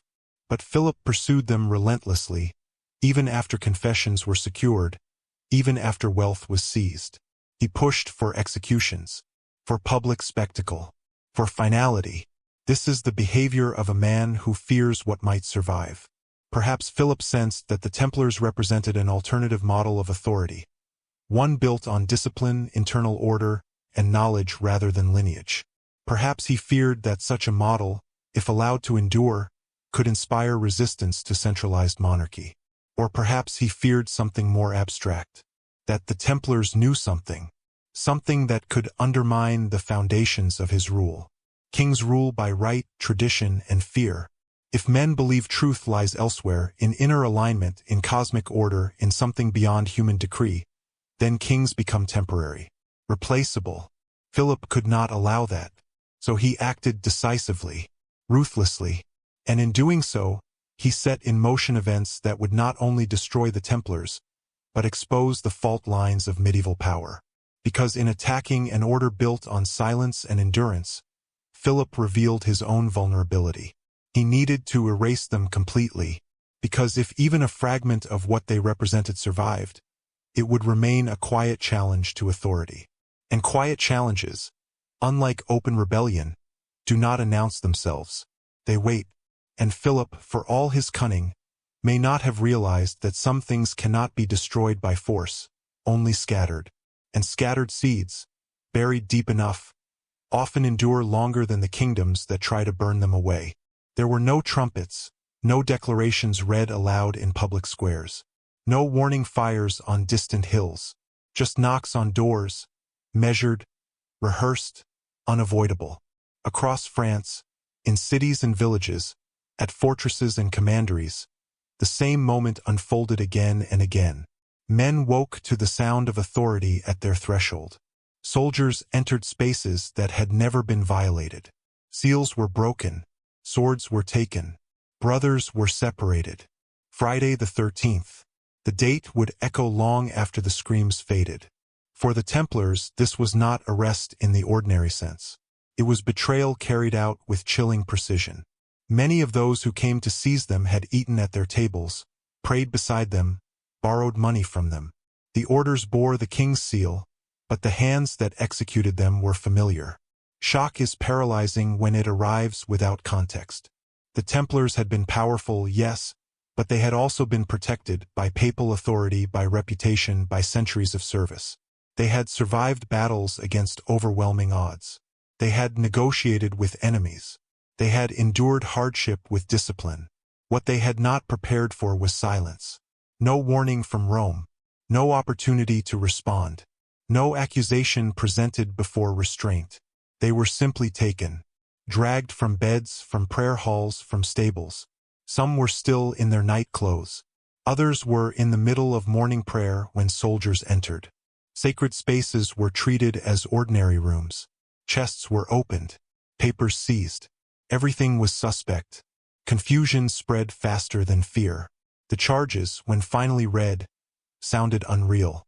Denial of Christ. Spitting on the cross. Obscene initiation rites. Worship of a mysterious idol. Practices so grotesque they seemed designed to disgust rather than convince. Many Templars did not even understand what they were accused of. That confusion would haunt them for the rest of their lives. Imprisonment followed swiftly. Cells were dark, damp, and isolated. Brothers were kept apart to prevent coordination. Communication was forbidden. Silence, once a chosen discipline, became an enforced weapon. Then came interrogation. The machinery of the Inquisition did not seek dialogue. It sought submission. Torture was not a last resort. It was procedure. Pain was calibrated, methodical, applied until the body broke or the mind complied. Under such conditions, truth dissolves. Some confessed to anything asked of them, desperate for relief. Others resisted until they could not. A few died without speaking. The confessions that emerged were chaotic. Details contradicted one another. Timelines collapsed. Rituals described by one man were unknown to another. Some claimed they had been forced to renounce Christ in initiation ceremonies. Others denied it completely. What united these testimonies was not consistency, but despair. And yet, Philip's purpose was already achieved. The image of heresy had been planted. Public opinion, carefully guided, began to shift. Shock turned into fascination. Fascination into judgment. The mighty Templars, once admired, were now whispered about in taverns and churches. Fear spreads faster when it is moralized. The church, initially hesitant, found itself trapped. To defend the Templars was to appear complicit. To investigate too deeply risked confronting the methods of the crown. Pope Clement V hesitated, delayed, attempted compromise. But delay favors the aggressor. The narrative hardened. Templars recanted confessions when torture ceased. They insisted their words had been forced. They declared their innocence publicly when allowed. But recantation was treated as relapse. Heresy once confessed could not be undone. The logic was circular. Confess and you are guilty. Deny and you prove your guilt. Remain silent and guilt is assumed. This was not a trial. It was a ritual of erasure. One by one, leaders of the order were paraded before inquisitors. Grand Master Jacques de Molay, once one of the most respected men in Christendom, was reduced to a prisoner whose words were filtered through pain and fear. Even he confessed under torture, and later recanted. That recantation would cost him his life. What is striking, reading the records centuries later, is not what the Templars said under torture, but what they did not say. No maps were revealed. No hidden locations disclosed. No great secret was exposed. If the Templars had possessed a physical treasure, this would have been the moment it surfaced. It did not. If they had guarded a relic of overwhelming power, someone would have spoken. No one did. Instead, the confessions orbit abstract ideas, denial, belief, ritual. Nothing tangible. Nothing transferable. This absence is deafening. It suggests that whatever the Templars carried within them could not be extracted through force. Ideas do not bleed. Conviction does not scream. As the months turned into years, the order withered under relentless pressure. Some members were absorbed into other institutions. Some disappeared into obscurity. Others languished in prison. And some were executed, burned alive as relapsed heretics. Men who had confessed under torture, recanted when free, and were punished for insisting on truth. Public executions served a purpose beyond punishment. They rewrote memory. The sight of flames consumes doubt. It transforms complexity into spectacle. It tells the watching crowd that the matter is settled. But history is rarely settled by fire. The destruction of the Templars was intended to be total. Their name was to become synonymous with heresy. Their legacy was to rot alongside their bodies. And yet, something resisted. Not rebellion, not protest, but persistence. The accusations never fully aligned. The confessions never stabilized. The Pope himself eventually admitted the order had been destroyed unjustly, but too late to reverse it. The damage was done. The order was dissolved. Its members scattered. Its wealth absorbed. But its mystery deepened. Friday the 13th entered cultural memory as a day of misfortune, dread, and rupture. Few remembered why. Fewer still remembered the men. But the shadow remained. Because something about that night did not feel like justice. It felt like fear acting in the dark. Fear of an order that had grown too independent. Fear of men who faced death with too much calm. Fear of beliefs that could not be pinned down, confiscated, or corrected. The arrests were meant to end the story. Instead, they transformed it. What had once been a powerful institution became a question mark etched into history. A silence where answers should be. A sense that something had been interrupted, not resolved. The fire consumed bodies. It did not consume meaning. And meaning, once severed from its source, has a way of drifting. Finding new hosts, new forms, new disguises. The night the order fell was not the end. It was the moment the mystery truly began. Pain has a way of rewriting reality. Under its weight, memory bends, language collapses, and truth becomes negotiable. The trials of the Knights Templar unfolded in this space. A space where suffering dictated narrative, and survival depended on saying what interrogators needed to hear. The confessions that emerged from Templar prisons were not testimonies in the modern sense. They were artifacts of agony. Men described spitting on the cross, denying Christ, engaging in obscene rites, worshipping strange figures. Others claimed they were blindfolded, humiliated, commanded to obey without understanding. The stories were shocking, designed to horrify a devout medieval audience. But they were also deeply inconsistent. Some confessions contradicted others outright. Rituals described by one prisoner were unknown to another. Timelines did not align. Locations shifted. Symbols changed shape depending on who spoke. This should have raised immediate doubt. Instead, it was interpreted as confirmation. In inquisitorial logic, inconsistency did not imply falsehood. It implied secrecy. The belief was simple and brutal. If the order was secretive, then confusion proved guilt. Torture ensured compliance. The methods were not improvised. They were standardized. Stretching, suspension, burning, deprivation. Pain applied not to extract facts, but to extract submission. The goal was not truth. It was acknowledgement of authority. Under such conditions, even the most disciplined minds break. The Templars were trained to endure hardship, but torture exploits a different vulnerability. It isolates. It disorients. It strips away context. It replaces meaning with immediacy. End the pain. Say the words. Survive the moment. Many did exactly that. And when the pain stopped, when the chains loosened, when the interrogator left the room, something remarkable happened. They recanted. Again and again, Templars withdrew their confessions. They insisted they had lied to escape suffering. They reaffirmed their faith publicly. They demanded proper trials.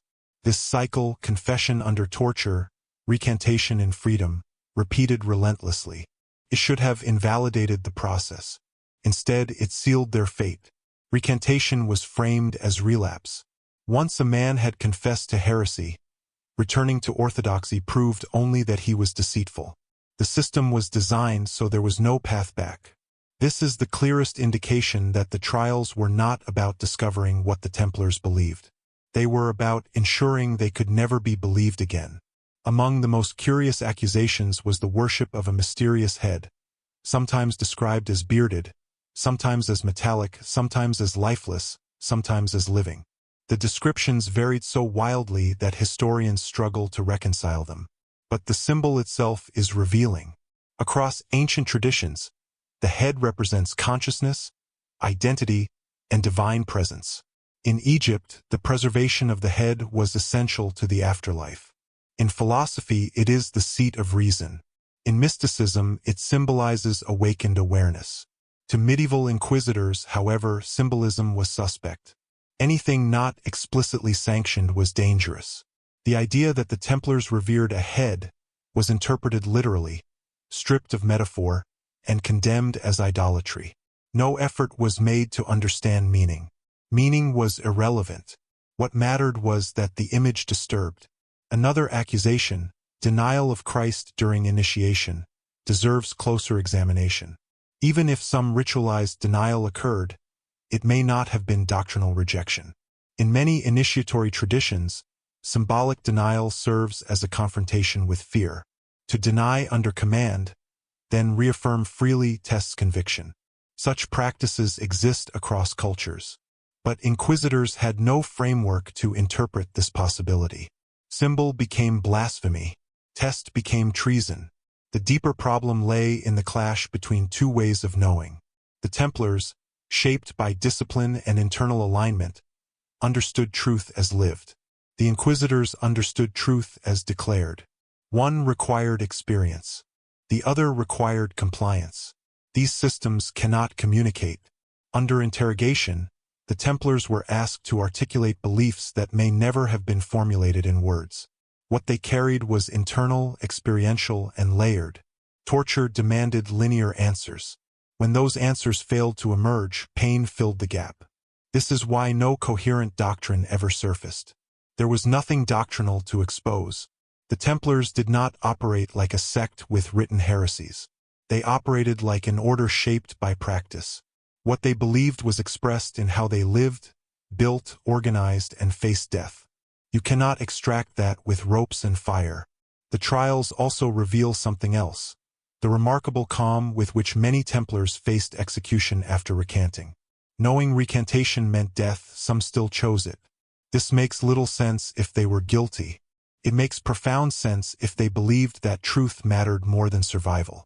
Or if they believed survival did not end at death. Jacques de Molay's final moments are especially telling. After years of imprisonment and shifting confessions, he publicly withdrew his admissions of guilt. He declared the order innocent. He affirmed his faith. He was burned alive that same day. No appeal. No delay. The speed of the execution suggests fear. Fear that words spoken freely carried more power than those spoken under torture. The crown could tolerate forced confessions, could not tolerate recanted truth. This distinction matters, because it implies that what threatened authority was not heresy, but integrity. A man who dies insisting on innocence undermines the narrative of guilt. A man who faces death without terror undermines the logic of control. The trials were meant to reveal secrets. Instead, they revealed limits, the limits of violence, the limits of language, the limits of power. They showed that an institution could be dismantled physically, but not emptied of meaning. Nothing the inquisitors extracted explained the Templars' confidence, cohesion, or composure. Nothing clarified why kings feared them so deeply. If anything, the trials deepened the mystery. Why did men under unbearable pain confess to abstract sins rather than tangible crimes? Why did no treasure ever surface? Why did no definitive doctrine emerge? Why did so many choose death over compliance? These questions point away from conspiracy and toward something more subtle. A way of understanding that could not be spoken. A belief that could not be transferred. A knowledge that existed only in those who had lived it. The Templars' silence under torture was not emptiness. It was containment. Whatever they carried was not a secret in the ordinary sense. It was not information that could be handed over. It was not a formula or a map. It was orientation. Once internalized, orientation cannot be removed. You can destroy the body. You cannot undo realization. This is why the trials feel so unsatisfying to historians. They promise revelation but deliver confusion. They claim exposure but produce ambiguity. They are mirrors of fear rather than windows into truth. In trying to force clarity, the inquisitors exposed their own blindness. They could not imagine a form of faith that did not rely on confession, obedience, and external validation. The Templars may have imagined exactly that. And if they did, then the trials were never about what the Templars had done. They were about what they represented. Men who had passed through fear. Men who had confronted death. Men who no longer needed permission to believe. Such men cannot be interrogated into submission. They can only be silenced. And silence, once imposed, has a strange effect. It invites listening. Centuries later, we still listen. Not to the confessions, but to what the confessions failed to explain. And in that failure, the outline of something deeper begins to emerge. Something that fire could not consume, and torture could not translate into lies that made sense. Something that remained intact precisely because it could not be spoken at all. When the fires died down and the prisons emptied, one question refused to disappear. It was whispered in marketplaces, muttered in monasteries, and puzzled over by kings and chroniclers alike. Where did it all go? The wealth of the Knights Templar had been legendary. Estates spread across Europe. Gold and silver flowed through their commanderies. Deposits entrusted by nobles, merchants, and even monarchs passed through their hands. If any institution in medieval Europe possessed tangible treasure, it was this one. And yet, when the order fell, much of that treasure was never found. The crown seized lands and buildings, yes. Some coin was recovered. But the vast reserves that rumor insisted must exist simply failed to materialize. No hidden vaults were uncovered. No caravans of gold paraded through Paris. No sudden enrichment transformed the French treasury. For a king as meticulous as Philip IV, this absence was infuriating. Inventories compiled after the arrests listed mundane items: furniture, clothing, religious objects. There was nothing commensurate with the scale of the accusations or the scale of the order's supposed wealth. The idea that the Templars had been hoarding unimaginable riches collapsed under scrutiny. And yet, the belief persisted, because belief had already detached from evidence. If the treasure was not in France, then it must have been moved. If it was not moved openly, then it must have been hidden. If it was hidden, then it must still exist. Thus began the legend of the vanishing treasure.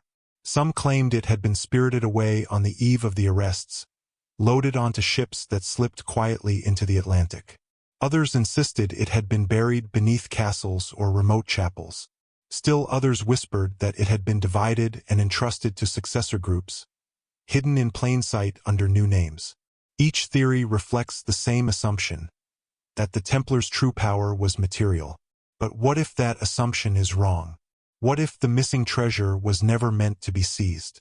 The Templars' financial genius lay not in hoarding gold, but in moving it. Their wealth was fluid, transactional, constantly in motion. Money passed through their hands because they were trusted, not because they clung to it. When the arrests came, deposits were returned where possible. Estates were transferred, systems dissolved. There may simply have been no central hoard to find. Yet this explanation does not satisfy, because the mystery extends beyond gold. Alongside missing wealth are missing records. Archives that should have existed do not. Correspondence vanishes. Internal documents are conspicuously absent. Instructions, rules beyond the known code, explanations of ritual, all are missing. This absence is more troubling than missing coin. Documents leave trails. Their disappearance suggests foresight, not panic. The speed and coordination of Philip's arrests make it unlikely that the Templars had time to destroy or hide everything after receiving warning. The secrecy of the operation worked precisely because there was no warning, which implies something else, that what needed to be hidden was already dispersed. Long before the fall, if the Templars carried knowledge rather than objects, then there would have been nothing to seize. Knowledge lives in people, not vaults. It survives division. It thrives on decentralization. This would explain why inquisitors, despite torture and intimidation, never uncovered a central secret. There was no single point of failure, no archive to burn, no relic to display. Instead, what survived were fragments, symbols, practices, architectural forms, rumors, echoes. Some historians suggest that if any material treasure did exist, it was hidden not for wealth, but for preservation. Manuscripts, diagrams, or records deemed too dangerous to surface publicly may have been concealed deliberately. If so, Egypt resurfaces once more as a plausible destination. Egypt was a land that knew how to hide knowledge. Tombs were sealed for millennia. Texts were encoded in symbol and ritual. What mattered was not accessibility, but endurance. If the Templars learned anything from Egypt, it was that survival favors dispersion and disguise. But even if no physical cache remains, the legend of the missing treasure tells us something important. It tells us that contemporaries sensed a discrepancy between what was taken and what was lost. The order was destroyed, but something remained unaccounted for. That something became the treasure in the collective imagination. The idea of escape further complicates the story. While many Templars were arrested, others were not. In some regions, enforcement was slow or inconsistent. In others, local rulers were reluctant to act. In Portugal, for example, the order was eventually reconstituted under a different name. In Scotland, amid political turmoil, enforcement was minimal. In remote areas, Templars simply vanished into the population. They did not all die. They did not all confess. They did not all disappear. This uneven dissolution suggests that continuity, while fractured, was not impossible. If knowledge was transmitted orally, through ritual and practice, then even a small number of survivors could preserve it. Not as an institution, as a current. This may explain why later centuries associated the Templars with secret societies, hidden lineages, and coded traditions. Freemasons, Rosicrucians, and other groups were retrospectively linked to the order, sometimes without evidence. But myth often preserves emotional truth where factual continuity is broken. The emotional truth here is persistence. Something refused to end. The missing treasure also reflects a deeper irony. Philip IV sought to seize wealth and power, but in destroying the Templars, he destabilized the very systems that had supported his kingdom. Financial chaos followed. Trust eroded. The crown's authority, though temporarily strengthened, was undermined in the long run. The Templars had been a stabilizing force. Their removal created a vacuum, and vacuums invite speculation. Over time, the missing treasure became less about what was lost and more about what might still be found. The idea that something of immense value remained hidden offered hope, intrigue, and a sense that history was not finished. It also provided a safe way to discuss forbidden questions. To ask about treasure is less dangerous than to ask about belief. Gold can be chased. Ideas cannot. The fascination with Templar treasure persists because it allows modern audiences to engage with mystery without confronting its implications. Keeps the story external. But the deeper mystery lies inward. What if the greatest loss was not material but institutional? The loss of an order that embodied discipline, transnational cooperation, and inner certainty. The loss of a model that did not fit emerging structures of centralized power. The loss of a way of understanding faith that integrated action, knowledge, and preparation. These losses cannot be recovered by excavation. They leave no glittering artifacts. They survive only as influence. And influence is difficult to trace. This is why every supposed discovery of Templar treasure disappoints. Chests are empty. Symbols lead nowhere. Maps contradict one another. Because the search assumes a wrong premise. That the Templars hid something they owned. What if they hid something they were? A way of being. A way of seeing. A way of preparing for death without fear. Such a treasure cannot be buried. Can only be lived. And when those who live it are destroyed, what remains is legend. Legend fills the space where understanding should be. Keeps questions alive when answers are dangerous. The missing treasure, then, is not a failure of history. It is a clue. A sign that the most important element of the Templar story was never meant to be found in a vault. It was meant to be carried forward quietly, invisibly, in the choices and structures of those who remembered. And perhaps that is why the question still haunts us. Not because we want gold, but because we sense that something meaningful escaped destruction. Something buried not in the ground, but beneath the surface of history itself. Waiting, not to be uncovered, but to be recognized. Long after the last Templar banner was torn down and the last trial transcript sealed away, the sands of Egypt continued their quiet work. Wind erased footprints. Ruins sank deeper into earth. Names faded from memory. And yet, from time to time, something surfaced. A symbol out of place, a structure that resisted easy explanation, a pattern that felt anachronistic. Modern archaeology prides itself on caution. Claims are weighed, evidence catalogued, speculation restrained. But Egypt has always strained the boundaries of certainty. Too much has been lost. Too much remains buried. And too often, the questions raised by what is found are more troubling than the answers offered. Among these questions are a handful that refuse to settle. Across Egypt, particularly in areas surrounding Cairo, Giza, and the Sinai, explorers and scholars have occasionally noted markings that seem curiously familiar to medieval European eyes. Simple crosses carved into stone.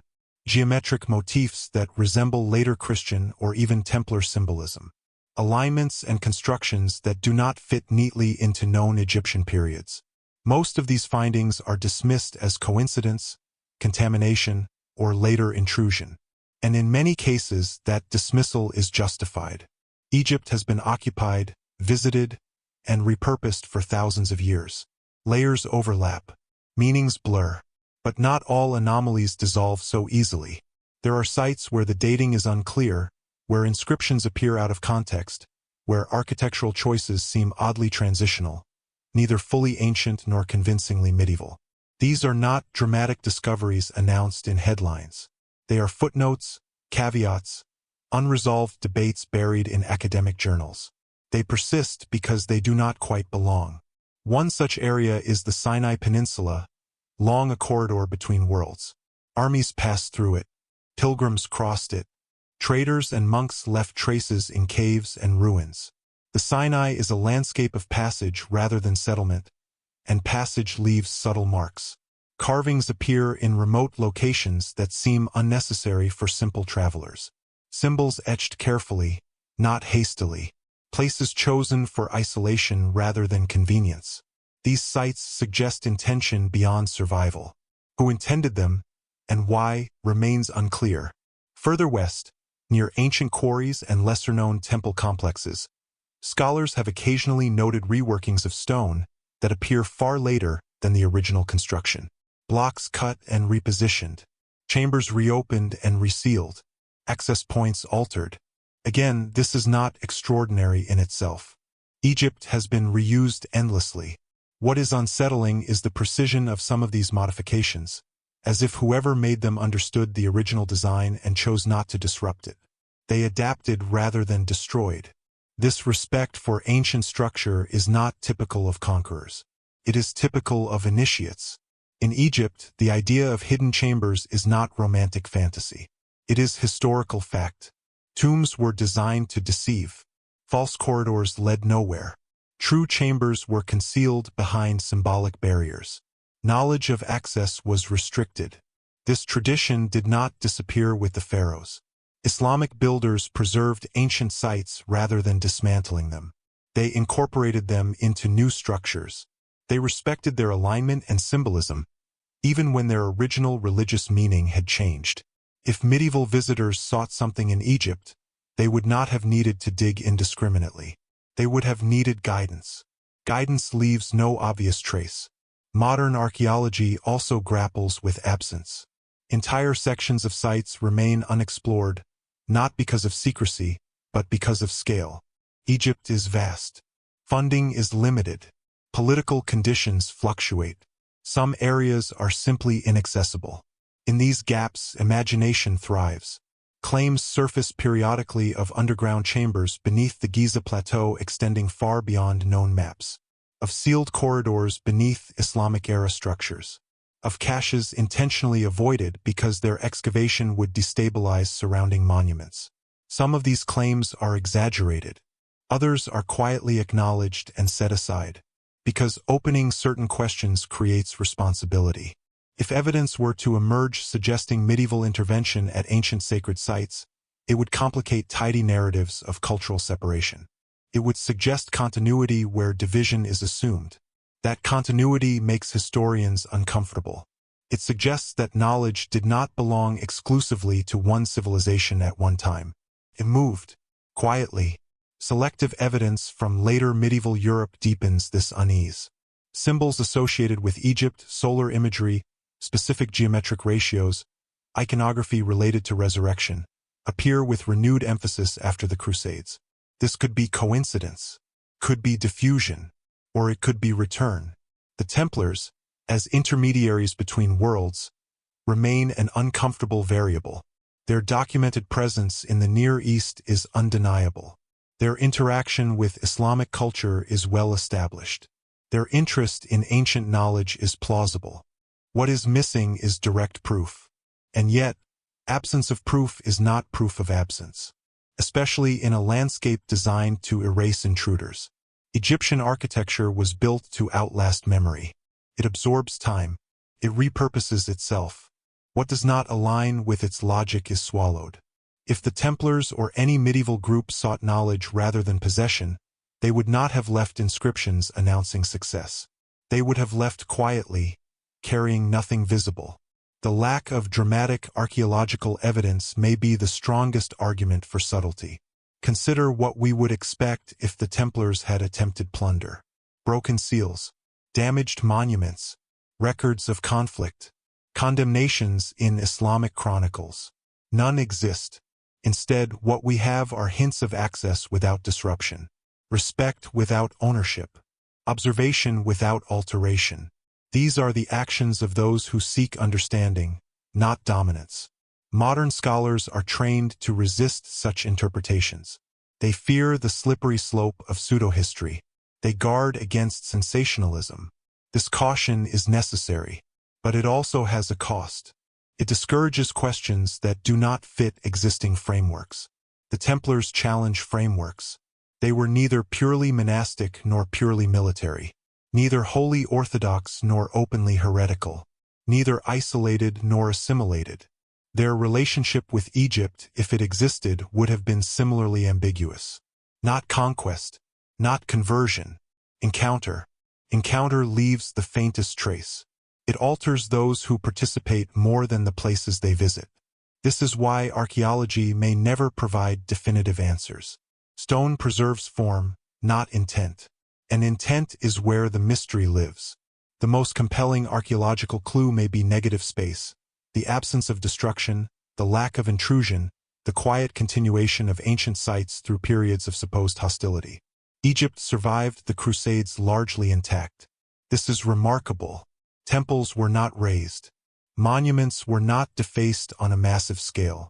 Something restrained destruction. Perhaps reverence. Perhaps pragmatism. Perhaps understanding. Whatever the reason, it suggests that medieval engagement with Egypt was more nuanced than we assume. The Templars, if they were present, would have been shaped by this nuance. And archaeology, constrained by what can be measured, struggles to capture it. What remains are questions whispered between disciplines. Historians note oddities. Egyptologists acknowledge anomalies. Medievalists encounter symbols out of place. Each shrugs and moves on. Because to linger is to risk connecting dots that challenge comfortable separation between ancient, medieval, and modern worlds. Yet history is rarely so clean. Knowledge does not respect eras. It flows. And Egypt, more than any other place, is a reservoir. If the Templars dipped into that reservoir, even briefly, the ripples would not necessarily be visible in stone.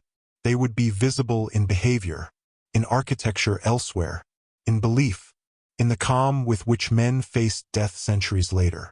Archaeology may never uncover a Templar inscription beneath the sands. But it does not need to. The real evidence may lie in what Egypt taught and how that teaching traveled onward, disguised, adapted, internalized.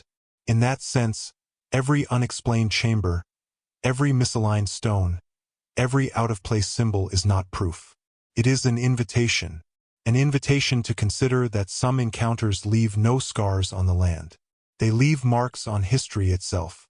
Quiet, persistent, impossible to excavate, but impossible to fully bury.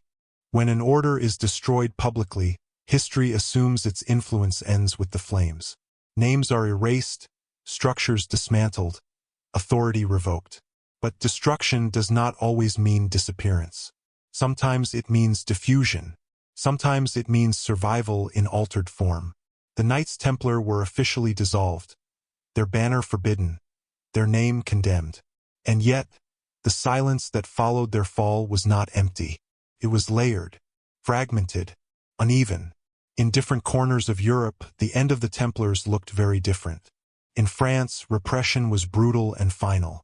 Executions were public. Confessions were demanded. Property was seized. The narrative of guilt was enforced relentlessly. Memory was meant to be scorched. Elsewhere, the story was far less decisive. In Portugal, the king refused to condemn the Templars outright.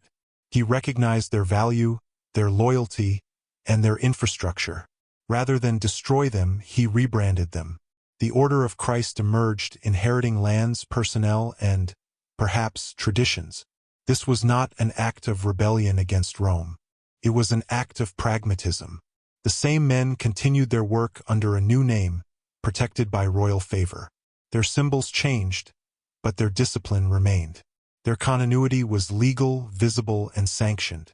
In Scotland, chaos reigned. War with England distracted the crown. Enforcement of papal orders was inconsistent at best. Some Templars disappeared into the countryside. Others are said to have fought alongside Robert the Bruce, a king already excommunicated and unconcerned with papal approval. Whether or not these stories are exaggerated, the conditions were real. The Templars did not vanish uniformly. In Germany and Eastern Europe, records are incomplete. Some commanderies were absorbed into other orders. Some properties changed hands quietly. Some members faded into anonymity, their former allegiance forgotten or ignored. This uneven dissolution matters. It suggests that the order's end was not a single event, but a process, one that unfolded differently depending on local power, politics, and perception. If the Templars carried knowledge rather than objects, this fragmentation would not have destroyed it. It would have spread it. Survivors would not have proclaimed continuity. That would have invited renewed persecution. They would have adapted, blended, and remained silent. Silence was a skill they already possessed. Over time, legends grew. Templars became associated with secret societies, hidden lineages, underground movements. Freemasons claimed descent. Rosicrucians hinted at inheritance. Symbols were retroactively linked. Many of these claims lack historical grounding, but their persistence reveals something important. The Templars left a vacuum, and vacuums invite myth. People sensed that the Order's influence had not ended cleanly, that something had slipped through the cracks, that their destruction had been incomplete. This intuition, whether accurate or not, fueled centuries of speculation. The key question is not whether any specific modern group directly descends from the Templars. It is whether the ideas and practices associated with them survived in altered form. Ideas do not require institutions. They require carriers. A handful of men who shared a worldview could sustain it privately, transmitting it through mentorship, architecture, ritual, or ethics. Consider the persistence of sacred geometry in European architecture long after the Templars' fall. Cathedrals, chapels, and civic buildings continued to encode proportion and alignment with remarkable precision. Builders passed down rules without always understanding their origin. This is how tradition survives when language fails. Behavior carries what words cannot. The same may be true of certain ethical patterns. The ideal of disciplined brotherhood, of loyalty beyond blood, of service divorced from reward. These values appear repeatedly in later organizations, religious and secular alike. They echo the Templar ethos. This does not require conspiracy. It requires memory embedded in practice. The notion that the Templars' knowledge lived on indirectly also aligns with the absence of a central successor. There was no new order claiming their mantle openly. No dramatic resurgence. Instead, there were quiet continuities. Local. Adapted. Unremarkable on the surface. This is consistent with a tradition that valued survival over recognition. Egyptian wisdom, too, survived this way. Not through temples, but through transmission. Not through conquest, but through synthesis. If the Templars absorbed such a model, they would have known that endurance requires invisibility. The fear that drove their destruction may have ironically ensured their legacy. By forcing the order underground, Philip IV scattered its influence beyond easy control. What had been centralized became distributed. Distributed systems are harder to eradicate. They resist singular failure. The Templars' emphasis on internal alignment rather than external doctrine would have facilitated this transition. Members did not rely on public rituals or written creeds. Their identity was lived, not proclaimed. This allowed them to pass unnoticed. Over generations, direct memory would fade.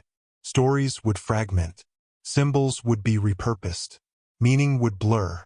But some patterns would remain. Calm in the face of death. Discipline without spectacle. Order without ostentation. These traits recur in unexpected places. They appear in certain monastic traditions, in military ethics, in codes of conduct that emphasize restraint over glory. One could argue that the Templars contributed to a broader European shift toward internalized faith, a movement that would later surface in mysticism, reform, and philosophical inquiry. If so, their influence was not secret. It was delayed. The idea that truth could be approached through understanding rather than authority would resurface again and again, often provoking backlash.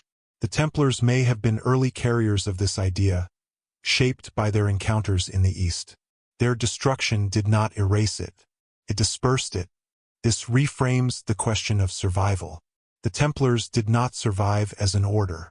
They survived as a current, a set of orientations, practices, and intuitions that continued to flow beneath the surface of European culture. This is harder to trace than lineage, but more powerful. Lineage ends. Currents adapt. The silence that followed the Templars' fall was not emptiness. It was transition. Those who survived learned to hide not because they were ashamed, but because visibility had become lethal. They would not have written their history. They would have lived it quietly. The absence of definitive proof is not failure. It is consistent with a tradition that understood that the most durable knowledge is not preserved in archives. It is preserved in people. And people, unlike institutions, can disappear into the world without leaving a trace. Until patterns resurface. Until questions return. Until history begins to suspect that what was thought destroyed may have simply changed form. In this sense, the Templars did not end in the 14th century. They dissolved into the fabric of Europe, unseen, unclaimed, and therefore undefeated. Their legacy is not a banner raised again in rebellion. It is a whisper, present wherever discipline meets silence, where courage meets understanding, and where fear no longer governs belief. That is how traditions truly survive, not by announcing themselves, but by becoming indistinguishable from the world they quietly shape. In the modern age, the story of the Knights Templar refuses to settle into the past. It reappears in books, documentaries, academic conferences, and late-night conversations, each time reframed by new questions and new anxieties. Scholars approach it cautiously, while independent researchers push against established boundaries. Between them lies a space of tension where history, interpretation, and imagination overlap. This tension is not accidental. The Templars sit at the fault line between what can be proven and what can be sensed. Their rise is well documented. Their fall is brutally recorded. But the meaning of their existence, what they represented, what they believed, and why they provoked such fear, remains unresolved. Modern historians tend to emphasize political and economic explanations. From this perspective, the Templars were victims of royal greed and institutional rivalry. Philip IV needed money. The papacy was weak. The order was convenient to destroy. End of story.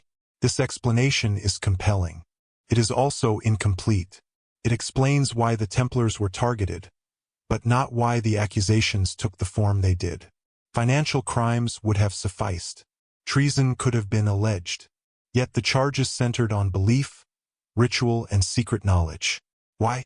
Academic historians often dismiss these elements as inventions, products of torture and paranoia.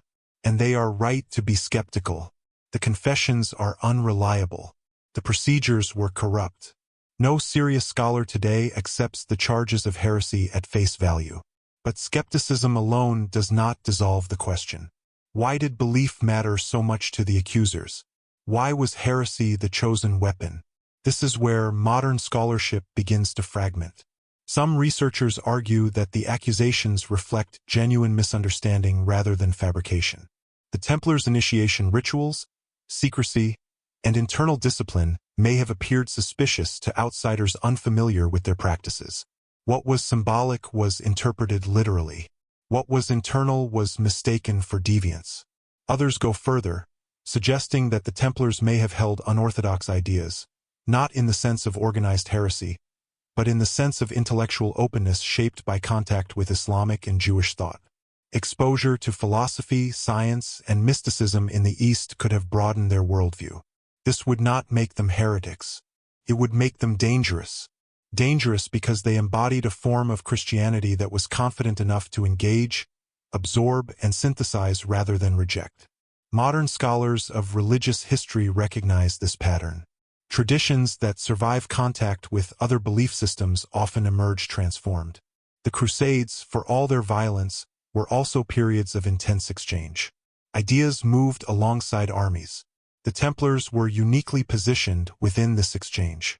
They lived in the East for generations. They negotiated with Muslim leaders. They interacted with scholars and physicians. They inhabited cities where multiple traditions coexisted. To assume that they remained intellectually unchanged is unrealistic. And yet, acknowledging this does not require embracing conspiracy. It requires accepting complexity. Independent researchers, often labeled fringe, push this complexity further. They explore possible links between the Templars and esoteric traditions, sacred geometry, alchemy, and ancient wisdom. Some of these explorations are careful and thoughtful. Others are speculative to the point of fantasy. The problem is not that these questions are asked.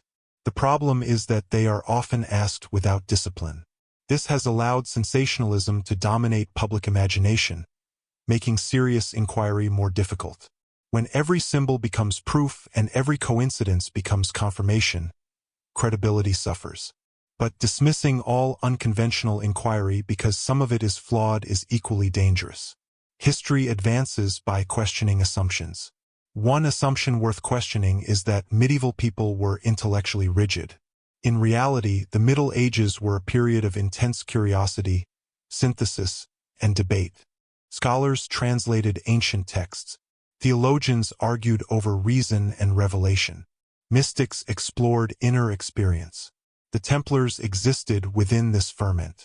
Modern interdisciplinary studies, combining archaeology, comparative religion, and architectural analysis, have begun to reopen questions that were once dismissed. Why do certain geometric principles appear consistently across cultures and eras? How did knowledge travel when texts were scarce? What role did practice play in transmitting belief? These questions do not require hidden vaults or secret societies. They require patience. They require humility. They require accepting that not all influence is traceable through documents. One of the most interesting developments in modern scholarship is the renewed attention to embodied knowledge. The idea that skills, values, and understandings are transmitted through action rather than instruction. Martial traditions, craft guilds, and monastic orders all relied on this mode of transmission. The Templars fit this model perfectly. They trained through repetition. They learned through obedience. They internalized structure. What they knew was expressed in how they moved, built, and endured. This kind of knowledge leaves faint traces. It shapes outcomes rather than statements. Modern scholars trained to prioritize texts often struggle to capture this dimension. But anthropologists and cognitive historians increasingly recognize its importance. This shift opens space for reinterpreting the Templars, not as keepers of a single explosive secret, but as carriers of a disciplined way of engaging with faith, power, and mortality. This interpretation does not contradict academic rigor. It deepens it. At the same time, popular culture continues to romanticize the Templars. Novels, films, and games depict them as guardians of cosmic secrets or precursors to modern conspiracies. These portrayals distort history, but they also reveal something about contemporary longing. We are drawn to the Templars because they represent certainty in an uncertain world. They lived by clear rules. They faced death without illusion. They pursued meaning through discipline rather than consumption. In an age of fragmentation, this is appealing. Modern fascination with the Templars says as much about us as it does about them. Scholars are increasingly aware of this projection. They caution against reading modern anxieties into medieval contexts. And they are right, but they also acknowledge that myths persist because they resonate. The task, then, is not to strip the Templars of mystery, but to understand why mystery clings to them. Perhaps it is because they occupy a liminal space between faith and reason, east and west, action and contemplation. Liminal figures are always unsettling. They resist categorization, and resistance to categorization invites interpretation.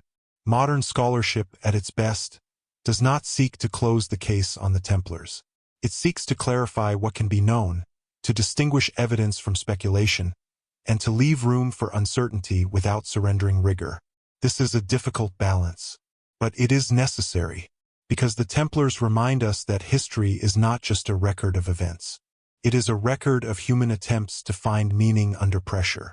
Theories about Egyptian connections, secret knowledge, or inner transformation should not be accepted uncritically. But neither should they be dismissed reflexively. They should be examined carefully, contextually, and without fear. Fear has already distorted the story once. Modern scholars, freed from the need to condemn or defend, have the opportunity to approach it differently. Not asking, what did they hide? But asking, what did they embody? This shift changes everything. It moves the conversation away from lost artifacts and toward lived experience. away from treasure hunts and toward human transformation.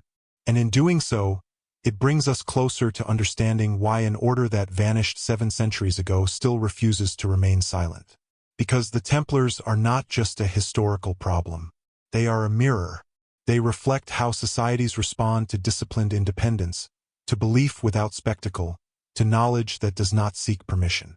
And as long as those tensions exist, as long as power fears inner certainty, the questions surrounding the Templars will continue to be asked. Not because the past demands it, but because the present does.